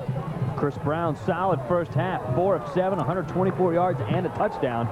57-yard touchdown pass to tie this game up in the second quarter. They start on the ground and immediately buried at the line of scrimmage. And CB West on defense comes out with a big stop on the first play. Hey, you know, they came out and they looked at the offensive set for North Penn, and they came 11 defenders, as we have somebody down there, 11 defenders within 8 yards of the line of scrimmage. They said, from this formation, you're going to run the football. We're coming up and putting 11 guys there. That's what let them get to the point of attack so quickly. And number 7, Jim Fignani at the bottom of the pile, and he stays down on the turf as they quickly get out to check on him. But hey, that might be one of the adjustments that we're going to see. They're saying they figured out now North Penn comes out in the traditional running formation. They're going to run. We're bringing 11 men up and we're going to stop them. If they spread out, then we know how we're going to adjust against that passing offensive formation they showed us in the first half. Fignani up and off the field under his own power, which is a good sign. Perhaps just shaken up on the play. The 6'2", 200-pound junior linebacker for the Bucks. So on second down and 10 now. Chris Brown back in the shotgun formation. See Kevin Zebulon's rushing numbers. That's him split wide to the right. Brown to pass. Zebulon is open and just missed him. Brown had him on a slant pattern right across the middle and could not make the connection. Interestingly, it looks like Central Bucks West comes out and is playing man-to-man against these 5 receivers, and as a result, Zebulon's just about able to break free because he is only being covered there by the one-man Camburn, instead of having any kind of a zone situation where they drop down and let North Penn do anything they want in front of them and then pick up the receiver that's in your zone. 0 for 2, they need one here, don't they? Remember, Central Bucks West had difficulty on third downs also in the first half. Another interesting formation for North Penn. Well, they have opened up the playbook tonight for CB West. All sorts of motion. That makes it tackle eligible on this side. Brown's going to try and run it, and he got nowhere. Adam Scholl read that one perfectly, did he not? Senior, number 32, says, I have outside responsibility. I don't care what you do formation-wise. I have outside responsibility, and I'm taking it. So Scholl just stays right out there. They figure with all that movement, everybody would be looking to the far side where all the backs were lined up, and it would be an easy move for Brown to get to the outside. Didn't happen. And North Penn will have to punt it away on 4th down and 10. Good snap and a high kick. Takes a North Penn bounce, and it goes out of bounds at the 35-yard line. So that's where CB West will take over and try and get back into this football game. And it's hard to believe you're saying this about a team that's ranked second in the state, have won 54 in a row, and are tied at 7 right now. But they have not been into it since about the first quarter. And it has not been a difficult task for them all year. They really haven't been challenged. This is a club that, you know, what are they averaging? Like 45-plus points a ball game offensively, and only used to giving up just over 8 points. So they haven't really been challenged. And the further and deeper it goes into this game, with it's tied at 7 apiece, the more and more they're going to start to think. And you shouldn't think you got to react. They give the ball to West, and he's got running room on the outside across midfield to the 49-yard line in North Penn territory. I like this guy. Junior gets some good speed and good moves. 5'9", that's a great height, but 190 pounds. That means he's got all kinds of leg drive and leg speed, and he gets to the corner, and finally he's driven out of bounds. Nice defensive play made by Yeichel over there, but notice that he now is falling the other way, and West is leaning in the direction you want to see your offense go. First down and 10, a little early movement. It's going to be a heck of a block by the left guard, I think, but he ought to get a good block when he starts a count early. When I was coaching years ago, I had a kid that played left tackle for me. His move off the line was so quick that every time they thought he was just, as we can see the call, illegal procedure, move it back, that every play it looked like he was offsides, but he was just so much quicker than everybody else. We had to warn the officials before the game. This kid has a real move. Look at this, 3 for 20 and no penalties yet against North Penn. Kind of perfect kind of game they believe they have to play in order to beat this club, and in many areas they're doing it. Give the ball to West. He's trying to get to the outside, breaks a couple of tackles, 45-40. He's brought down by Yeichel at the 36-yard line, and he'll have another CB West first down. Remember how on the preceding defensive play for Central Bucks West, 32, Scholl had played the outside. This time it's 33. Well, it's actually number 12 comes up. How about that? Kyle Smith had the outside leverage, and he just used the wrong shoulder, and as a result, West was able to keep going to the outside instead of being forced back into the pursuit. They pitch wide side to DiGiacomo, and he is drilled behind the line of scrimmage and is brought down on a terrific play by Andy McCormick. Talk about outside leverage. If you know that's what your responsibility is, get upfield to where the runner's coming. Keep him to the inside of you and keep your shoulders square if you can. Watch the way Andy McCormick does it here. And then grab him and then wait for help if you need it. But even better yet, if you don't, take him down yourself. Dropped back at the 41-yard line. That's the way the play should have been in the previous one. Outside leverage, you don't even have to make the tackle. Turn it back into pursuit. But what you can't do is turn so that you are, in the wrong direction with your shoulders. And they get to the outside on you. Second down and 15. Oriole to throw it. The screen pass is dropped by Bob Warden at the 33-yard line, incomplete. Voida was going to be there to make the tackle. There wouldn't have been a first down. Number 20, Voida would have been there. But Warden has to make the catch. At least he'll get 7-8 yards and put him in good position. But instead, they're forced back to the third and long yardage, third and about 15. And the cardinal mistake there by Warden. Let it get into his shoulder pads. Unable to hang on to it. Yeah, 9:13 left in the third. Too early to start talking about big plays, isn't it? But I'm not so sure this isn't a big play for North Penn to stop them here. And the North Penn sidelines come to life. They want to stop here on third down and 15. They kind of sense the same thing I'm talking about. Oriole going to pass it again. Goes over the middle and it falls incomplete. And that will bring up fourth down for CB West. And Mike, that's what, the third or fourth time tonight on a big third down that the North Penn defense has stood up. Well, it's the pressure on the quarterback. Dan Brown and Andy McCormick got there very, very well and quickly, and it forced the pass to be delivered more quickly than they probably wanted. Watch the pressure on Oriole. There's one guy right there.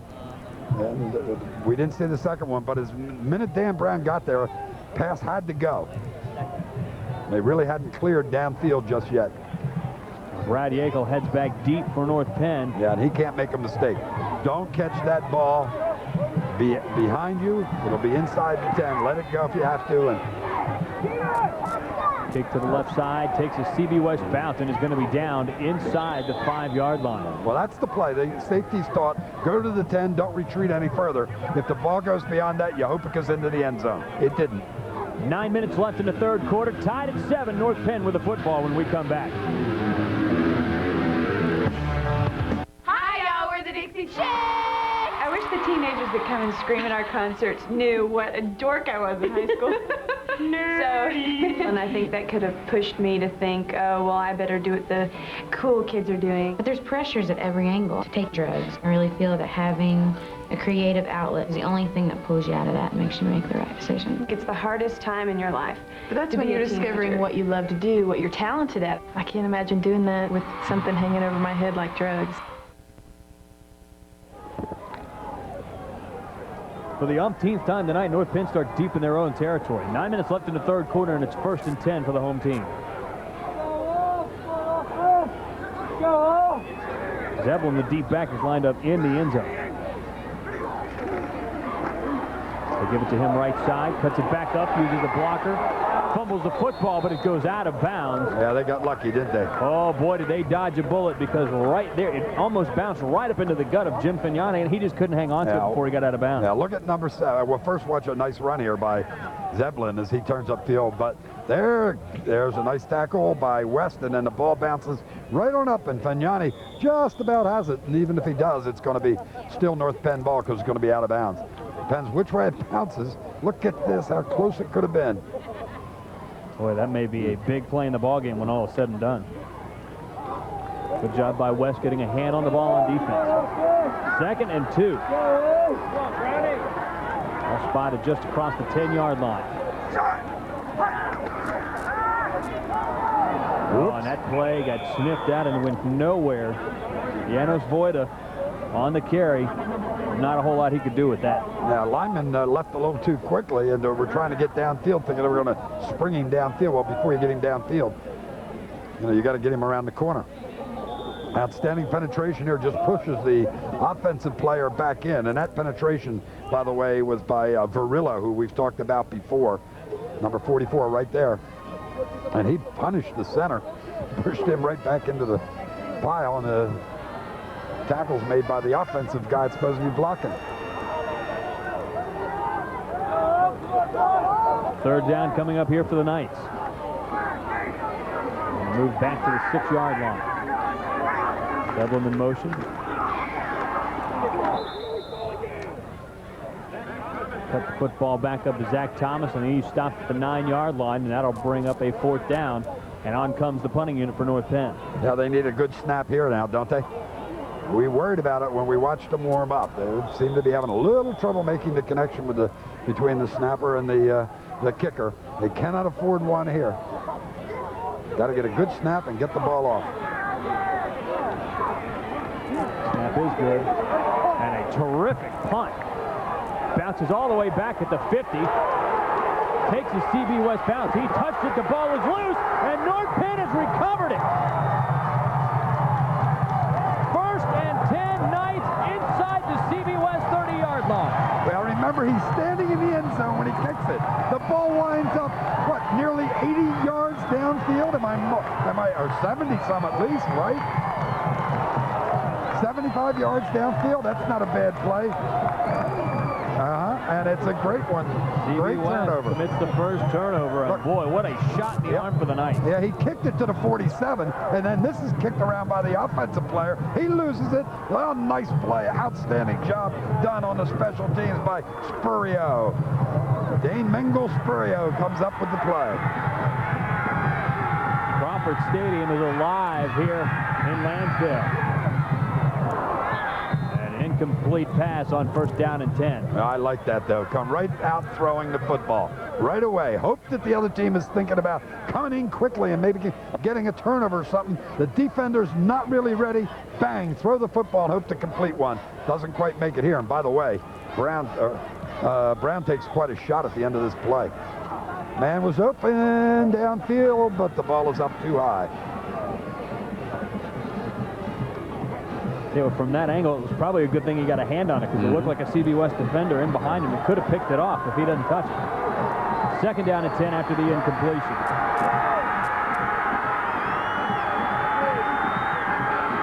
They give it to Zevlin. And he nearly broke it, but he gets out to the far sideline, just shy of the 20. Yeah, Camburn came up big for them that time, did they? He doesn't grab Zimblin by the legs there. He's going to go all the way. They haven't tried this counterplay back to that side at all. And credit to Giacomo, who had designs of getting on top of him there. He does. A flag's going to come out. So good discipline by the Giacomo to hold off and not take that big hit that he could have delivered. Third down and 3 now for North Penn at the CB West 22-yard line.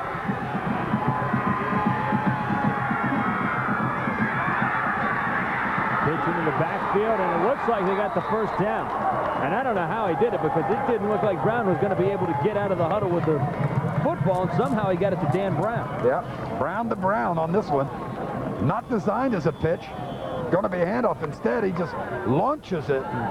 Brown picks it up and knows how many yards he needs and plunges forward. We thought he got it. Going to bring him in. We are not guessing on this one. I had him by 6 inches. You had him by 6 inches. Maybe he didn't get the greatest spot in the world. Looked like he was a little further downfield, didn't it? Oh, my. Oh, and he's going to be a little short. Yeah. The length of the football short. Yeah. Gee, you think they'll go for it? Wow.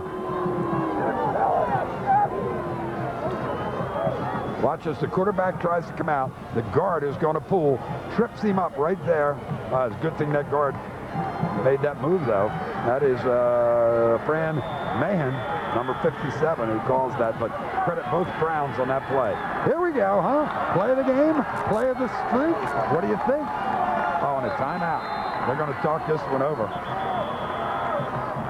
Now they want to talk things over, and much to the chagrin of the Knight fans because they were all on their feet ready to go. Yeah, and that one was called on the field. That means that quarterback Chris Brown said, wait a minute, everybody's talking too much, and everybody has to get organized here. We just got to take this play, and not everybody screaming, hollering, etc. So good, mature call by Chris Brown, the quarterback, to calm them down, get the timeout, get everybody on the same page.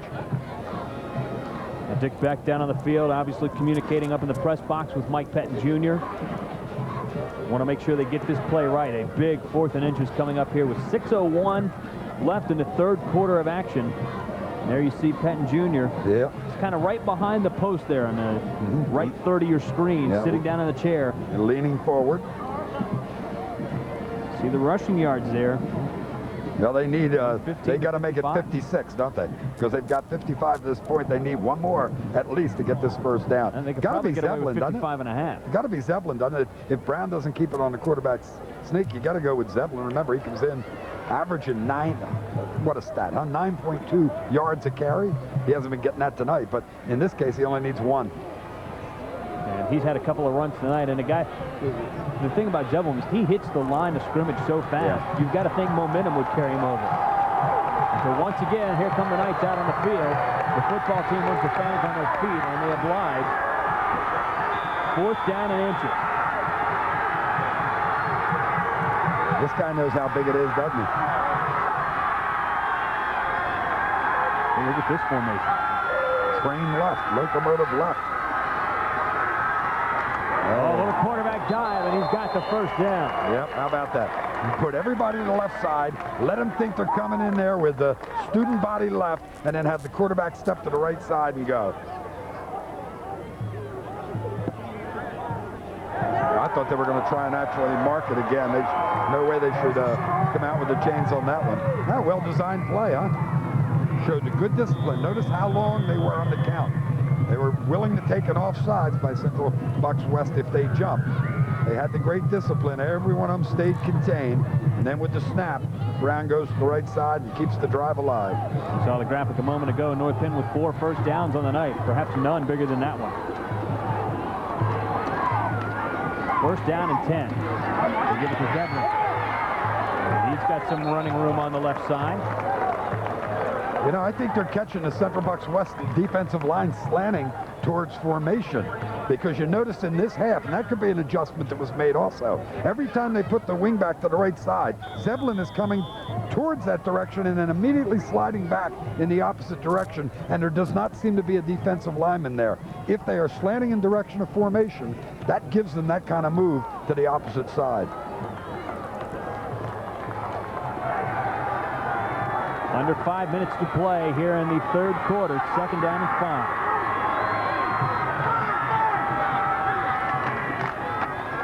Zeppelin again, right side. Spun almost out of a tackle, but a terrific job that time on defense by James West to hang on. Yeah, I like the way West plays offensively and defensively. And a North Penn player down. One of the linemen, it appears, huh?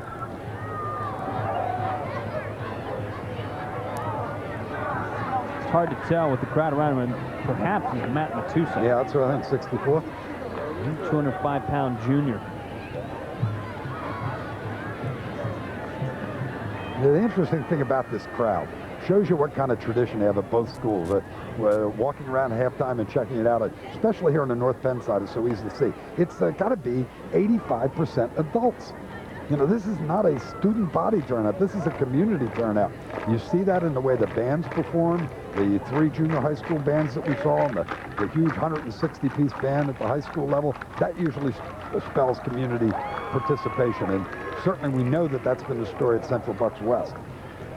Crawford Stadium in Lansdale, Pennsylvania, the site of tonight's CN8 high school football game of the week. Glad to have you along. This has been a great one. I hope you've been with us for the entire time. If not, sit down, grab a soda and some chips, and enjoy what we've got left of this one. About 16:40 left in the contest. The CB West and North Penn tied at 7 at this point.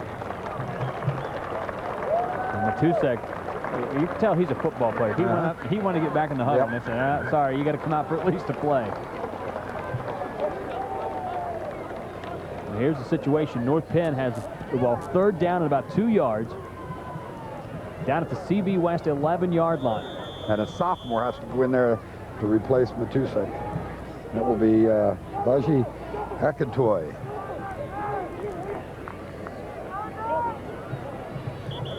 Oh, now they have to call the timeout. Of course, the timeout for the injury didn't get charged to him, but Brown was confused that time. North Penn going to call another timeout, and Dick Beck waving his guys over to talk about this upcoming play on 3rd and short. Mike Carey going to do the same with his guys. And you can just see the difference of the life of the teams, the life of the fans at this game. If you look across the field at the CBY sidelines, everybody's sitting down. It's quiet. They're kind of here attending the football game, but they're not into it. And nearly a full house over there, too. I mean, it isn't like they don't bring any fans. I mean, couldn't be any bigger crowd. Maybe another 150 they could shove into the stands on the far side. But you're absolutely right. They're sitting on their hands compared to this North Penn crowd. But, you know, is it get to a point where you almost feel entitled to a win because of the number of victories you have in a row? Remember, these are high school kids. Well, they're sitting at 54 right now, and this would certainly be a record-setting victory for North Penn if they can shut this streak down. But as amazing as CB West's run has been at 3 straight state championships, they're well off the national record. There's a school out in Concord, California, De La Salle High School, not only a football but a basketball power as well. They have a current winning streak of their own. How many is that? Over 100? It is 108 straight games. It began the first game of the 1992 season. Those guys have graduated 6 classes in a row that never lost a high school football game. Yeah, we've got 427 plus another quarter to see if this streak stays alive. Big 3rd down coming up here for North Penn. All kind of movement. No problem. This is going to be a problem. Flags fly in on the play. And there's going to be confusion all over the place on this one. Yeah. Kevin Ziblin moved, and then there was a man coming in motion, and at that point, didn't matter what Kevin did, he couldn't set again because he's got to be set for a full second before the motion starts. Otherwise, it's an illegal procedure, and they're called illegal shift, they call it, because of the 2 men moving. Now here they come, man in motion, and by now Zeppelin has already moved and tried to set himself, but motion man was already moving, so it's an illegal shift, and you got to credit Brown here for finally getting rid of it. so that there isn't too much of a loss and forces Central Bucks West to decide whether to take the penalty and give them another down or just let that one end where it ended. I think I'd let it end where it ended. It'd be incomplete, and that would bring up a 4th down and 2 if they decline the penalty. Yeah. If they take it, it would be 3rd down and 7, and North Penn has one more shot.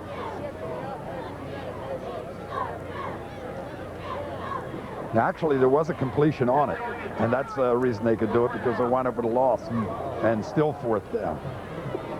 So it'll be what, 4th and 8, 4th and 7? They'll move the ball back. It's going to be spotted on the 19-yard line. They need to get just across the 10, so it'll be 4th down and about 9. Yeah, I'll tell you what, I go right to the spread formation on this one. 1 for 1 so far. I go to the spread formation right away. I'm not going to be able to run the ball probably for the 7 yards. Yeah, that's what they're going to do. Not against his defense. Yeah, they're going to go to the spread, try and come up with a big play. 4 wide, Brown in the shotgun. Now Zebulon in motion. Right side. Oh, man. Brown unable to come up with a completion. And CB West will take over on down. At first it looked like a bad pass, but you see that guy right there, 41? I got to credit Brown because he saw Camburn, number 41, Dave Camburn, coming up, and he pulled the ball back slightly so as to keep that from being an interception that could have gone all the way. See how I kind of yanked it? Because I think Camburn had the angle all the way. That could have been a TD the other direction. So an incompletion, and yet you credit the quarterback. 4:18 now in the third, 1st and 10, CB West. We'll see if the North Penn defense can continue to play like they have been. Pile up at the 20-yard line, gain of about 4. It'll be 2nd and 6.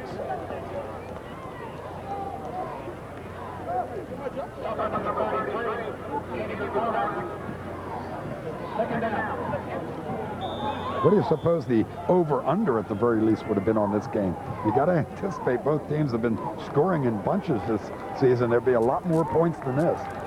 You know, I don't talk about who's going to win, who's going to lose, and by what margin, but at least how many points we're going to be scored.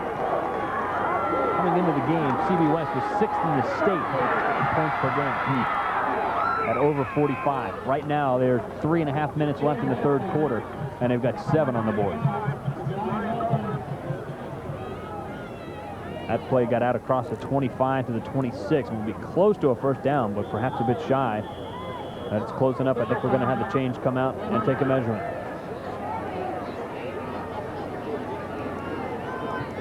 West runs into a crowd and the pile falls a little bit forward.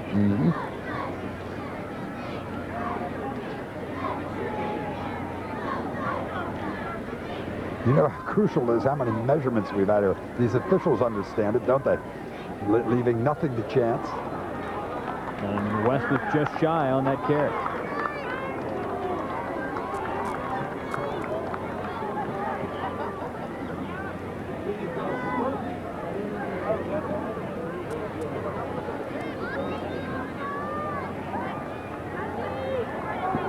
So another 3rd down situation for the North Penn defense to come up. Well, they don't want to over-pursue here. They've done well so far tonight. Remember the way DiGiacomo got through a quick opener and made that 27-yard run for the touchdown early. You over-pursue, that can happen here. And plenty of room for the 1st down. Now that's the play they tried. The ball carrier. They wanted to try the quick hitter with DiGiacomo. He did, and as I said, if you got too anxious and close, and you don't have an angle where you can get back to him, in case the first man point of attack doesn't grab him, all of a sudden, instead of the 1-yard gain for the 1st down, it becomes a 60, 70-yard run for a touchdown. So a fresh set of downs for the 2nd-ranked Bucks. We approach 3 minutes left here in the third quarter.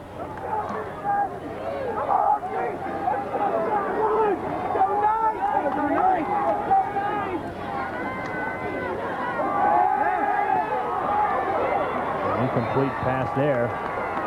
Remember what I said last time about Brown making a great decision?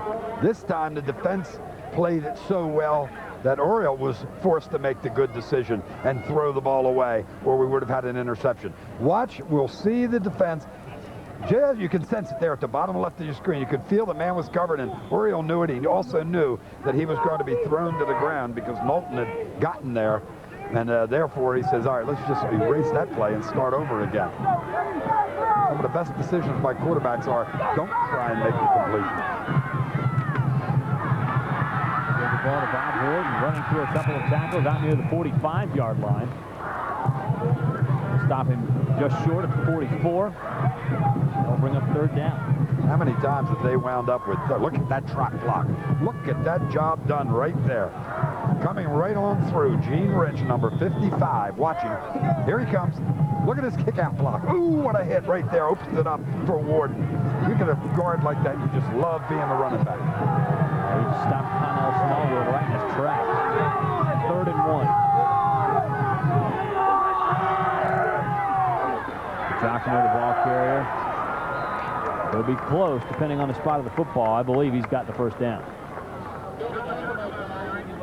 Boy, DiGiacomo and Warden, they're getting bagged up pretty good. These guys are hard-nosed football players. Look at just the way the uniform's all dirty, huh? We've talked about that before. The dirtier it is, the harder you've been playing, huh? Boom!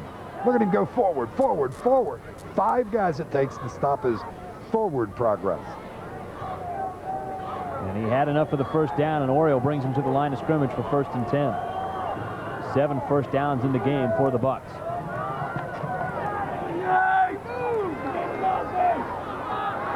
Warden again, bouncing it out to the right side. He's tripped up right at midfield. Ward is doing a pretty good job both ways, too, isn't he? Makes the play again on the corner.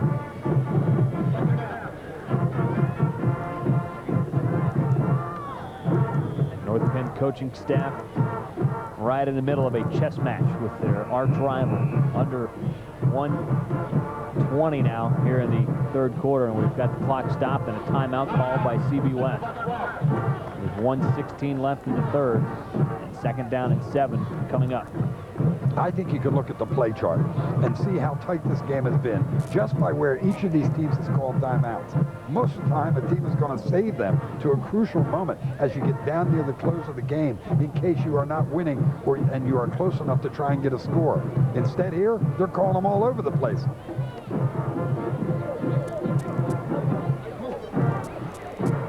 We are tied at 7.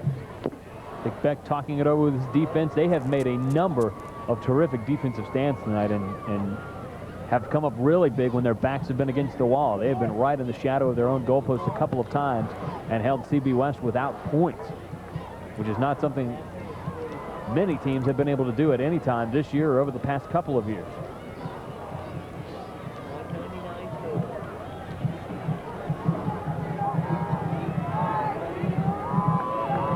Strange place to call a timeout, isn't it? 2nd and 8, huh? Maybe a 3rd and 8 where you got to figure out on a pass yardage you want to run. Look at this. Total yards, under 200 then. Pretty close though, huh? Ooh, that's close to a motion. And there's a penalty flag again, and maybe that was called. Yeah, I'll tell you, that's thrown right where holding usually is called. The umpire takes a look and says, come on, I let you do it when it doesn't matter, but in here where it matters and it's so crucial, I got to call it. Yep, and look at the reaction that time by the guard, Nick Daly, number 60. I don't know if he's the one that was called for it, but he certainly heard him talk about it, and look at him, incensed over that.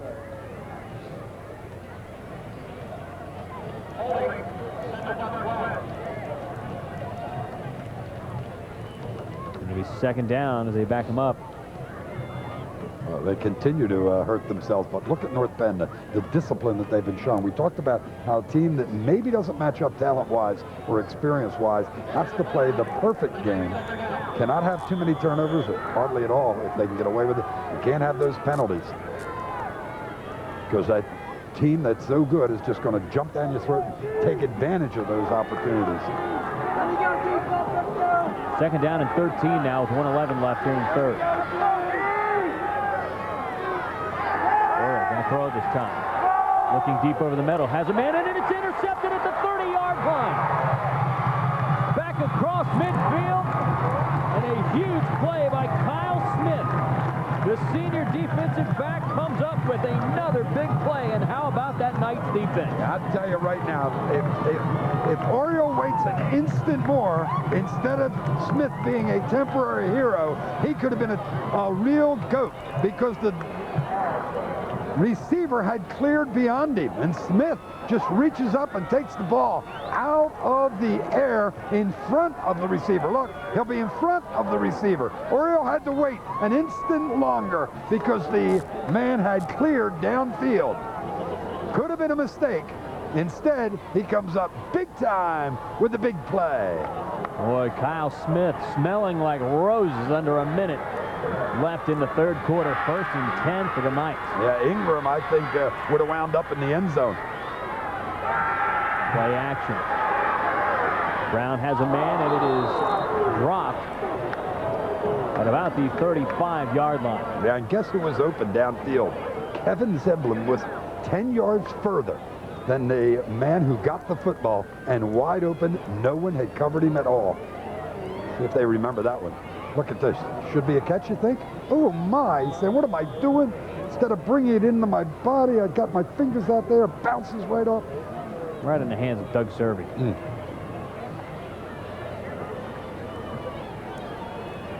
Yeah, put that play, that flood zone pass pattern away and call it later. And as I said, Zeppelin was wide open downfield. 51 seconds left in the third quarter. 2nd and 10 Knights. Again, play action. Going over the middle. And it is tipped and dropped. Ingram making a pretty darn good defensive play that time. Watch as number 31, White, just gets his hand up there in time. Some fans looking for an interference call. I don't think so. No, he is into the body a little bit, but look at that left hand up and knocks the ball away and out of the hands of Zach Thomas. I think good no call there, and a good defensive play that time by the defender on Zach Thomas, the receiver. Easy for you to say good no call, huh? You're not the coaching staff down there. Here we go. 0 for 7. That's good third down defense by CBW. See a possibility of a field goal. Not from here. They need to get downfield a little bit. And roll out to the right side. The comeback pass goes incomplete. Well, now it's field position time. Brown down out there. They cannot afford to lose him. Remember, he was knocked down earlier, and we were wondering if he was going to get up. This time, getting up, holding that left arm, and it's holding it in such a way that usually indicates shoulder problems. When that arm goes down straight and you bend a little bit in that direction, we're going to have him, yeah, that's better. See that mobility of the left arm as he reached up with it. We'll have to work on that. Now you want to play field position. You want to get one with good hang time. Hope that they don't try and catch it and deny them a run back, so you put them back and you can play defense with them up against their own end zone. That was a good kick, taking it to 10. Tried to turn the corner and couldn't do it. DiGiacomo out of bounds at about the 25-yard line. Andy McCormick did a good job to chase him out of bounds and deny him any more. Gave him maybe a little bit too much as it was.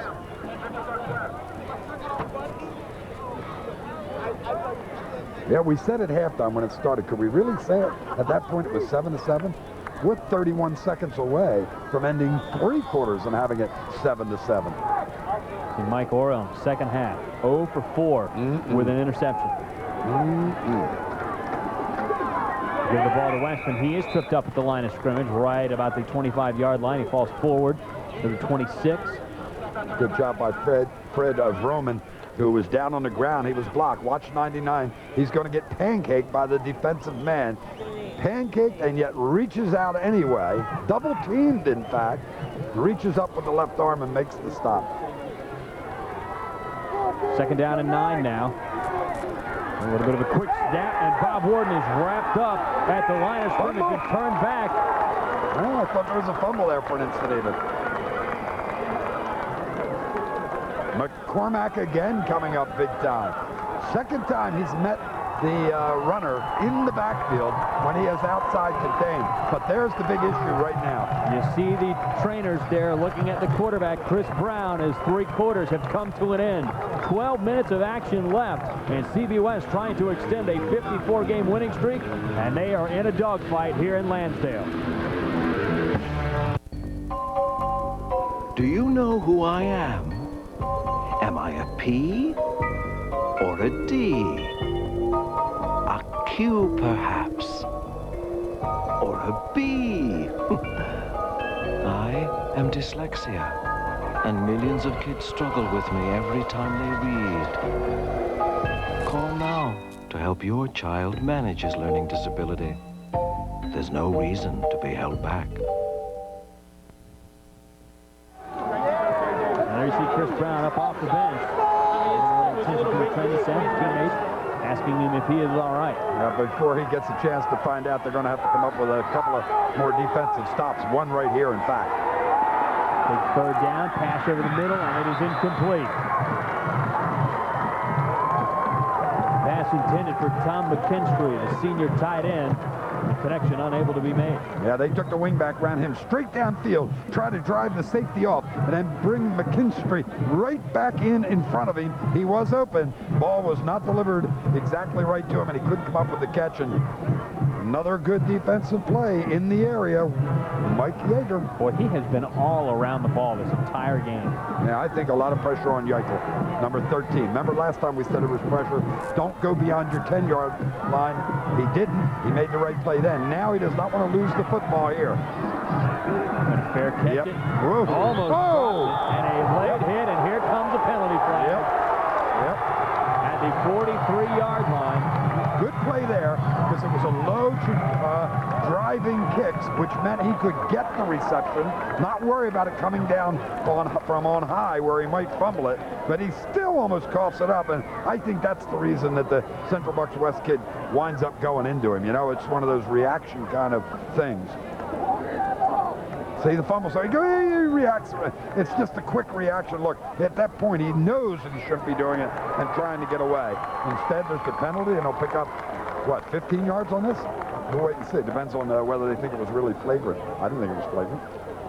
Which why maybe what they're talking over. Fran Golden was coming in, and as soon as he saw him hang on to the ball, he tried to get out of the way, but by that time, he had committed and run into him.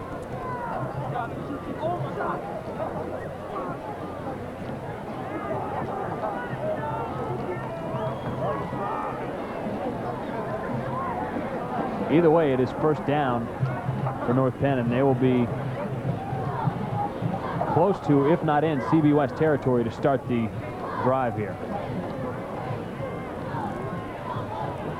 Yeah, that just may be the case that with the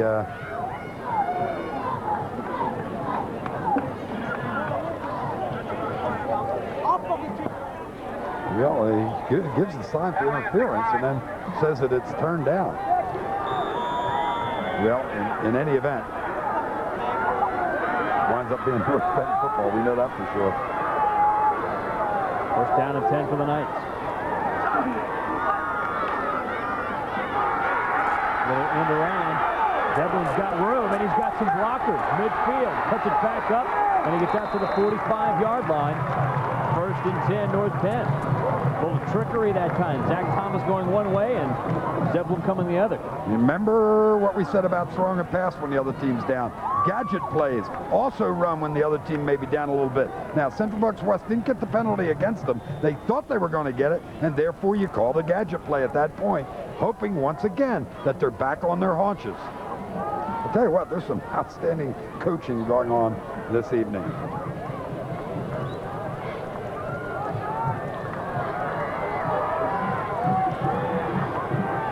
First and 10, North Penn. The CB West 45-yard line. Thomas up the middle, across the 40 to the 39. Now, you talk about two good coaches. You got a guy who spent 23 years working under Mike Penn Sr., and then the guy on the other sideline was raised by Mike Penn Sr. You think they talked a little bit of football? Mike Sr. left, retired last January after 33 years as the only head coach CB West football had ever known. 326 wins, 42 losses, and 4 ties. The most impressive thing in 33 years, CB West had 16 undefeated seasons. Not bad. That's 16. It's pretty good average, one every two. Tell you what, you could take a lot of conferences and say over a 50-year period have there been 16 undefeated teams out of the entire conference. And I'll bet you most conferences couldn't make that claim. Second down and flags before this one even gets started. Delay.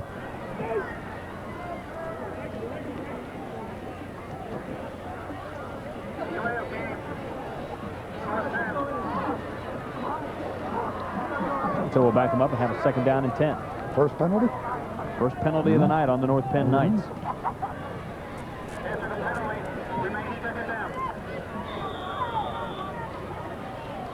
The interesting thing from our vantage point, we're almost right underneath the area of Mike Pettin Jr.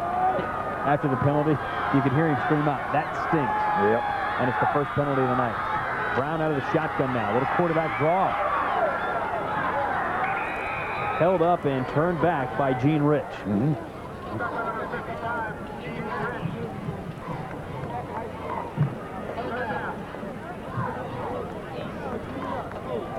Whoops. Here he comes, Brown. I'll tell you what, that's a defensive play, isn't it? When you make the tackle with your back. That's Patrick Jarrett, number 3. 3 on 3. Jarrett on Brown. Another third down for North Penn. They are 0 for 8 tonight in this situation. Well, you're 0 for 8 on third downs. You're normally not tied 7-7 with 9:39 remaining in regulation. Play action. Brown going to throw it. Going deep. Has a man intended for Zeppelin. And wouldn't matter. Can't get it. It's going to be a holding penalty, I think, against North Penn in any event. Would assume it will be turned down.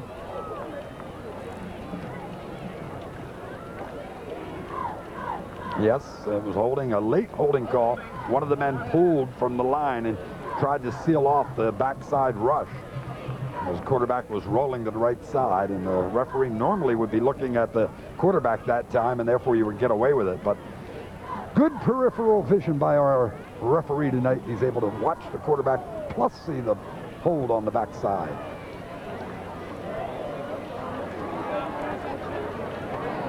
Yep, turned down, forced the punt, huh? Yeah. Brings up a fourth down situation. And North Penn will punt it away.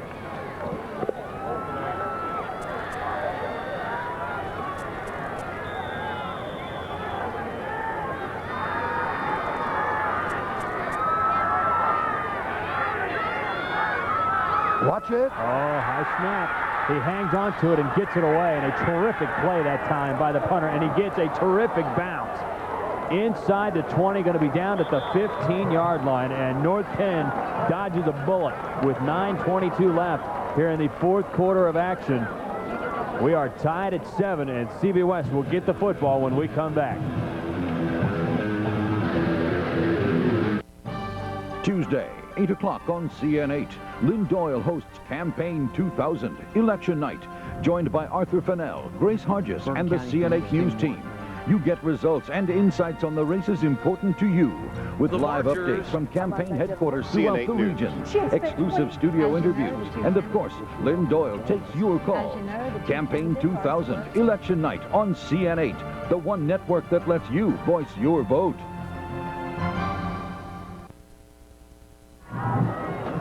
First and 10 for the Bucks. Go up the middle for a couple of yards. Not a whole lot there, just trying to grind it out. We're coming up on 9 minutes left in this ballgame, still tied at 7. Hard to believe. Hard to believe. Tell you what, Vroman, nice job. Number 99 is just collapsing the middle of the offensive line for Central Bucks West right now. He does that, and that allows those linebackers to become so much more active making the tackles. This is a team of believers wearing blue out there right now. You better believe it. Second down. Motion by Gavin Potter. They pitch to Giacomo, and he's got running room on the left side. And he is pushed out of bounds at the 28-yard line. What goes on in the heads of these young men wearing white at this point? not severely tested very frequently. Now they are going in the direction of the scoreboard, which means they see the time remaining before every play as they come out lined up. That has to be building the tension in their mind and making them think about what they're doing. And I still contend you win ball games by reaction, not by thinking. That doesn't mean you're not using your brain. You understand what I mean, I'm sure. He's over 100 yards now, 101 to Giacomo. Giacomo again, oh, he's into the secondary, running out of tackles, and he's tripped up and dropped at midfield. And for one of the few times tonight, you see the CBWS sidelines and stands come to life. First time in a long time they've been up off their, well, off the seats.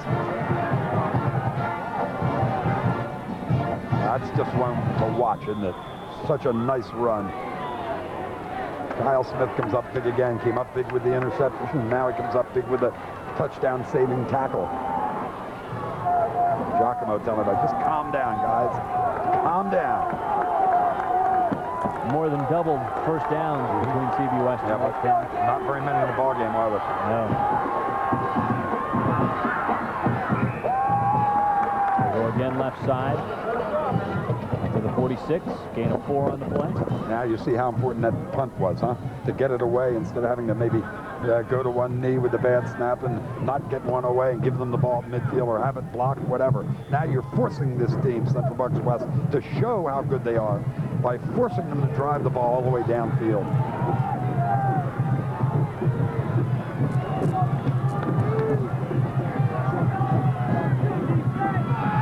Down, more motion. Heavy to the right side.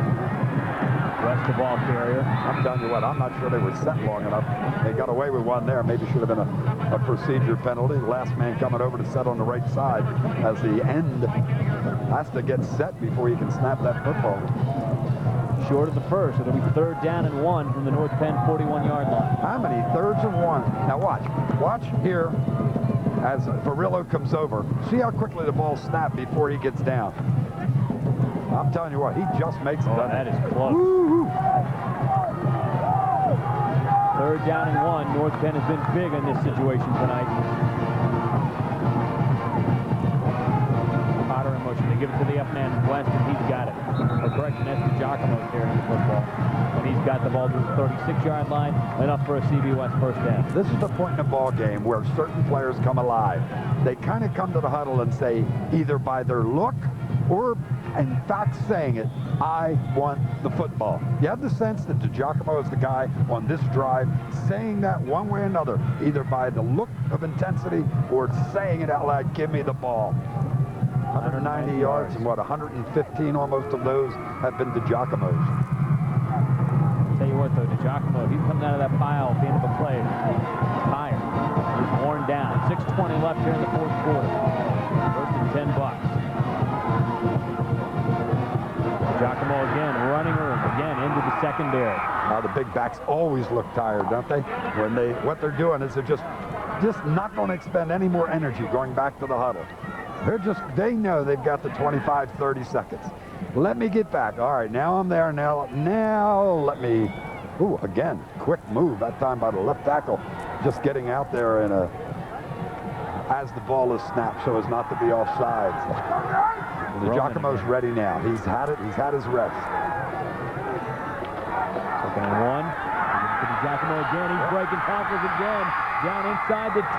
Brought down at the 5-yard line. This is the Giacomo's drive. Huh? Is he the one? He said it.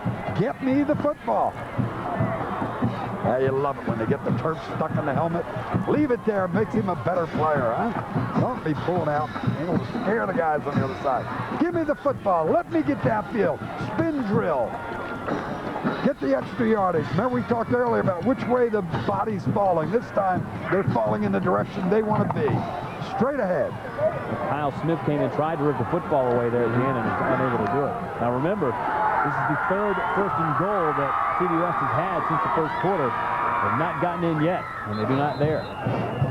Oh, he does look tired, doesn't he? Well, he looks worn out. And I'll tell you what, I don't care. I'm still calling his number. 2nd down and goal. Yeah, he just goes down that time, huh? Didn't have the leg drive left. Needed an opening in order to get some propulsion going. Didn't have it. And then just lays there. I don't care. Second down. Number 6, run the football. That's my call. But what do I know? Huh? On this drive alone, look at that. 62, let him finish it off. Look at this. Well, play action snipped out by the North Penn defense. And who would you guess is in on that tackle other than Mike Yeager? Well, number 22. Double deuce. Comes up again. Wouldn't stop, huh? He and Dan Brown combined on the tackle this time. Tell you what, he just shucked off the Giacomo, who he was going to get, and got in there. 22-23. Dan Brown, Mike Yeager. And look at this, another timeout. Timeout called on the field by CB West. It's a 3rd and goal with 4:10 left in the ball game, and we are tied at 7.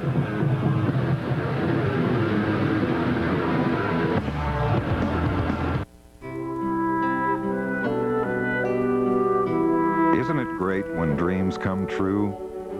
The John Deere LT-133, only $19.99 and built John Deere solid, with more than 160 years of relentless craftsmanship and innovative engineering. It's the John Deere you've always dreamed of, at a price that's as practical as the man who buys one.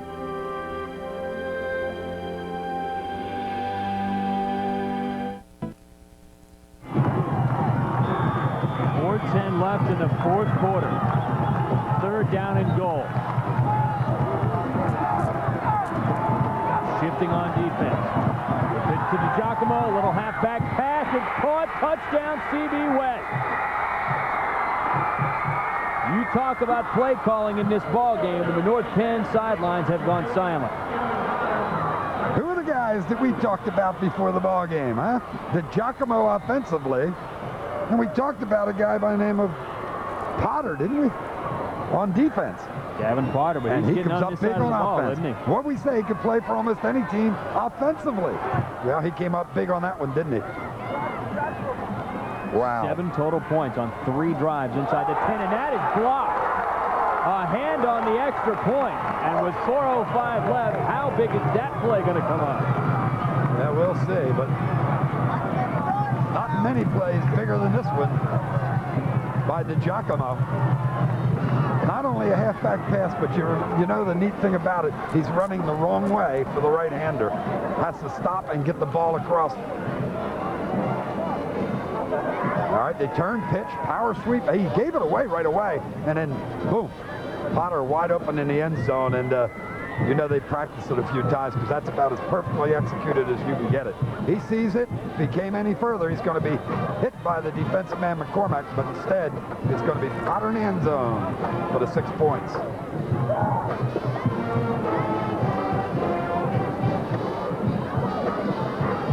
That's a celebration. It's almost 21 in this case. P-O-T-T-E-R spells relief.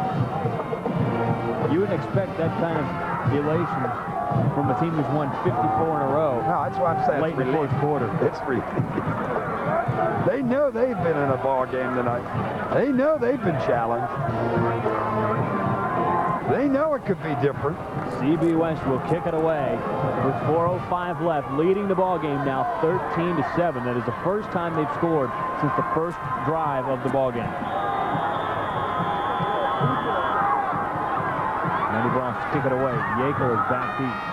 High end over end kick. Coming down to Zach Thomas. Oof. And he is drilled at the 25-yard line. Yeah, a little bounce in their step now, isn't there? Remember we talked about the bounce in the step from the boys in the blue. Well, that bounce is now back with the boys in the white.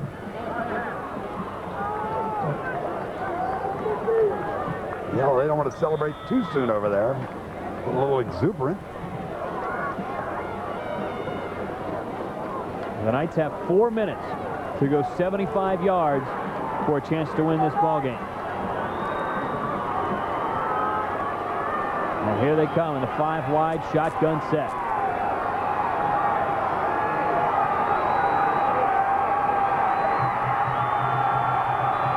A little pressure here, huh? throws. It is hit and dropped incomplete. Good hit that time. Now, Jim Fignani. If they're able to get downfield, that previous play, watch the block. You'll just be able to see it. Just be able to see it. Just get the hand up. Reaches out and knocks it away. And that gives them the chance, if they can get downfield, to execute an extra point of their own. Looked like it would have been a low kick anyway. Yeah. The hand on it ensured that it would not go through. Oh, we got another delay. Now we've got a whistle blown. Oh, CBW wants a timeout. Yeah, Central Bucks West wants to talk things over. I'll tell you, as a defense, when you play North Penn, they run one of the most complicated offenses that you'll see as a high school football program. You can't load up against them just for the run because they come out with these spreads. They also come out with trips to one side as opposed to the normal shotgun with a double wing formation. You got all kinds of things that force the opposite team to not have the defenders not to have one guy make a mistake, because you've got a heady quarterback. He's the one that can read before the snap where there's been a defensive adjustment that was incorrect. Remember, like the long touchdown pass where the receiver Ushler was so wide open, nobody at all. What happened on that one? Brown read the adjustment that was incorrect. CB West, talk about the legend of Mike Penn Sr., 33 years, the only coach that they ever had at CB West up until this football season. Second most wins in Pennsylvania history. Not a losing season in 33 years. 16 of them were undefeated. And look at this, the best winning percentage in the state in the 90s, a .938 winning percentage. Not bad.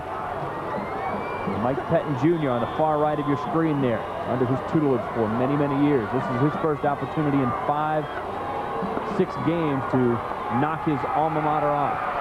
Brown going to go deep, has a man and overthrown.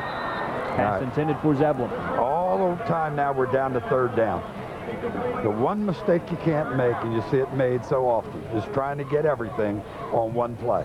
When you got to do a drive, you got to do a drive. Instead of going, this is a down, out, up, and out again. 3 different moves on this pattern made by Zeblin, trying to come clear. And the ball is overthrown in any event, even if he gets it. But you need to get 6-8 yards on first down, 6-8 yards on second.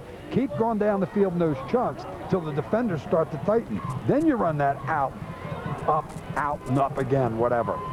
This has been just disaster for them all evening long, and it continues if they don't get it here. 0 for 9 on third down, and we've got a timeout call by North Penn. They want to talk things over on third down and 10. I'm not sure who called it. They looked a little confused on the sideline, wondering who called it, but the official heard one of the coaches, I think, call it. I guess they see how important this play could be, huh? At this point, I don't suppose they'd punt the football, would they, on fourth down? What do you think? Still a lot of time to play defense. And 3:50 left, and the way their defenses play, with the exception of that last drive, the problem, though, is using this timeout. Because they wind up having to punt it. I think that's their second timeout, isn't it? I believe so. We'll have to wait and get the official count, but they've certainly burned one of them. So 3:50 probably, and this is going to be a pass if it's not complete, still like 3:38. I think you got to punt the football and hope to play defense and use the timeout you have left. Hope for a turnover, something of that nature.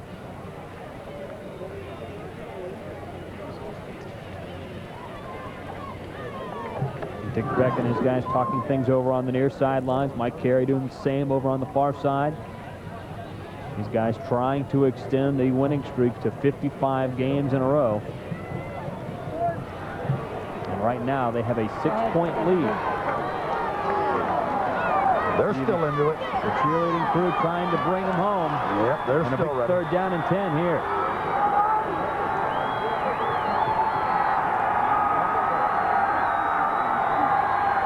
Out of the shotgun.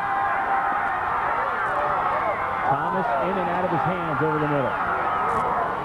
Yeah, what do you do now? 3:45. That play took very, very few seconds. What are you going to do, Coach? I'm going to punt it. I don't know. What are they going to do? They're going to go for it, huh? That's what it looks like. They're waving Chris Brown over to get that other play in. Pass thrown just a bit behind Zach Thomas. You know, he was open, but I'm not sure the defender wasn't keeping him in front. This has been a CB West half, hasn't it? 78 to 18, 60 yard plus 60 yards this half. 4th down and 10 with 3:45 left in the ball game. Brown again out of the shotgun. A throw over the middle to Thomas, and it's incomplete. And a body slam at the end of that play, and I cannot believe that there's not a penalty flag on the ground. Well, a few thousand people in the North Penn stand feel the same way. No flag, 1st down, CB West. Boy, that penalty flag would change the complexion of the game. That would have been a 15-yard personal foul penalty and a 1st down for North Penn. Yeah, let's see. You be the decision maker at home. Incomplete. Oh, that's got to be a penalty, don't you think? We'll let him make the decision at home. Wow. 1st down and 10 now for CB West.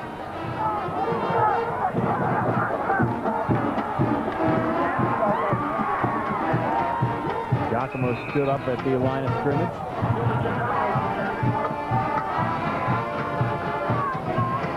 Kyle pushes forward to about the 19-yard line. Fans still into the ball game. Hoping for some kind of miracle at this point. 3, 11, 10, 9 as the clock continues to tick, and Central Bucks West smart enough to know take all the time they can. Clock rolling on 3 minutes now. Giacomo the ball carrier. You love the way he twists forward to get that 1st down. It looks like he's got another 1st down. Yeah, he's my player of the game. That isn't a hard pick, is it? Assuming the score remains the same. Clock rolling, 2:50 and counting now. 1st down and 10. Look at that, 11 1st downs for CB West. North Penn limited to 5, most of them coming in the 1st half.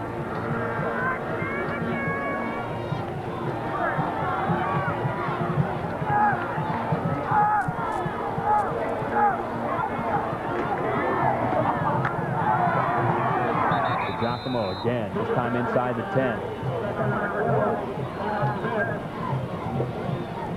Well, if they made any mistake in play calling on the last drive, it's when they faked to him and quarterback kept the football, tried to sprint to the right side. I don't think I would change my pattern this time. I think number 6 would be called every play. He seems to be so sure-handed. You're worrying, you know, trying to avoid any kind of fumble or thing of that nature, and looking to get the touchdown that seals the ball game, keeps the streak alive. I go to number 6.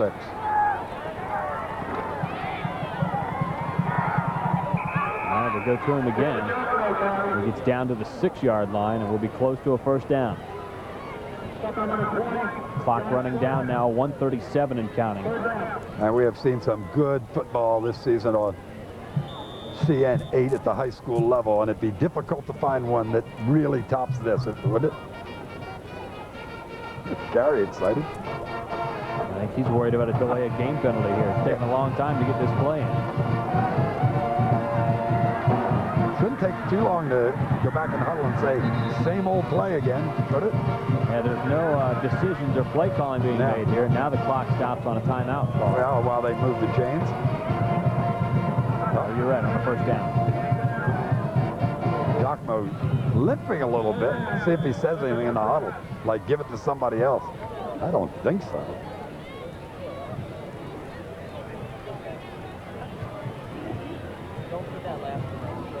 Clock running under a minute. Wow. Giacomo, 166 yards. He has been the workhorse tonight for the Bucks. Get it one more time, spinning down. About the 2-yard line. 45 seconds now left in the ball game. And it would appear that CB West will have run their winning streak to 55 games, barring perhaps the most bizarre of outcomes. DiGiacomo, what's he, 23, 24 carries? 24 carries at this point in the ball game. My goodness. 25th, maybe the charm, huh?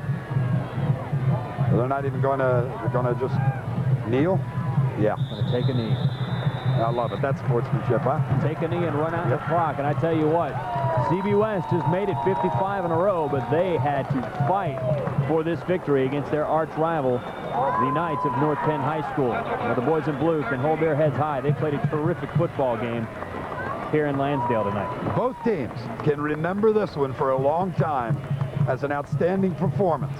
This one will hurt for a few days, maybe a little longer, for the North Penn team, and it'll be savored by Central Bucks West. We'll wrap this one up in just a moment. It is a final. CB West 13, North Penn 7. More in just a moment.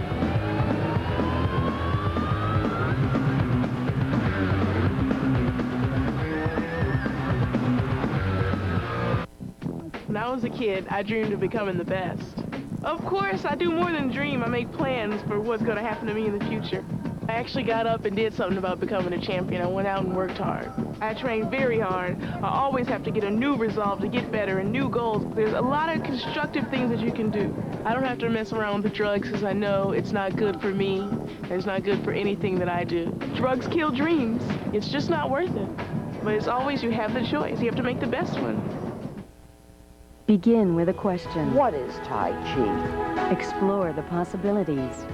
Create a sensation. And there you are, and here I am. This week, Suzanne proves it's never too late to improve your health and uncovers some new ways to lose those aches and pains. This is all the spine. Join us for a new season of Seeking Solutions with Suzanne. Watch me and give me some tips. Now Monday through Friday, 3 times daily, and Saturdays. Every day, a new journey begins. Welcome back to Lansdale, Pennsylvania. North Penn High School, where the homestanding Knights fought valiantly but come out on the short end of a 13-7 victory against the CB West Bucks. And boy, big star of the game right there. You see the steam coming off him. Boy, he was hot too, wasn't he? Phil DiGiacomo. Yeah, Phil DiGiacomo. What a night, huh? 25 carries on the evening, over 24 carries, 166 yards, and a touchdown. So he carries it 24 times, but maybe the biggest play that DiGiacomo made all night turns out to be a pass, not a run.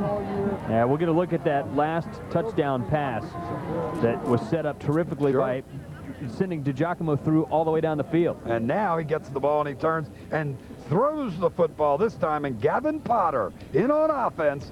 Great defensive player, comes up with the touchdown, the score to keep the drive alive. Boy, do you think Gavin Potter was excited about that catch? Boy, difference in the ball game right there. That gave them a 13-7 lead. If you take a look at the final stats. Well, I'll tell you what, looks fairly even, doesn't it? Total yards isn't really that big a difference, 274 to 203. But take a look at the bottom of the columns. 0 for 10 for North Penn on third down conversions. If you can't keep drives alive, you're not going to get scores. And you remember the only score they had came on the big play, the 57-yard touchdown pass, so indicative of the statistics there. And just a terrific football game. You know, we talked about, Mike, in the pregame. We said on paper, North Penn doesn't have much to stand up with CB West. But anytime you have a rivalry, you never know what happens. And that's what really happened tonight. And the North Penn squad, the Knights just come up a little short. And the Bucks keep it going. Well, the unbeaten streak is within reach. Next week, CB West could challenge for the state record in unbeaten streaks. They extend their record winning streak to 55 games. For Mike Linder and the entire crew here at CN8 Sports, my name is Ken Phelps. So long from Lansdale, Pennsylvania, where the CB West Bucks hang on for a 13-7 victory over the Knights of North Penn.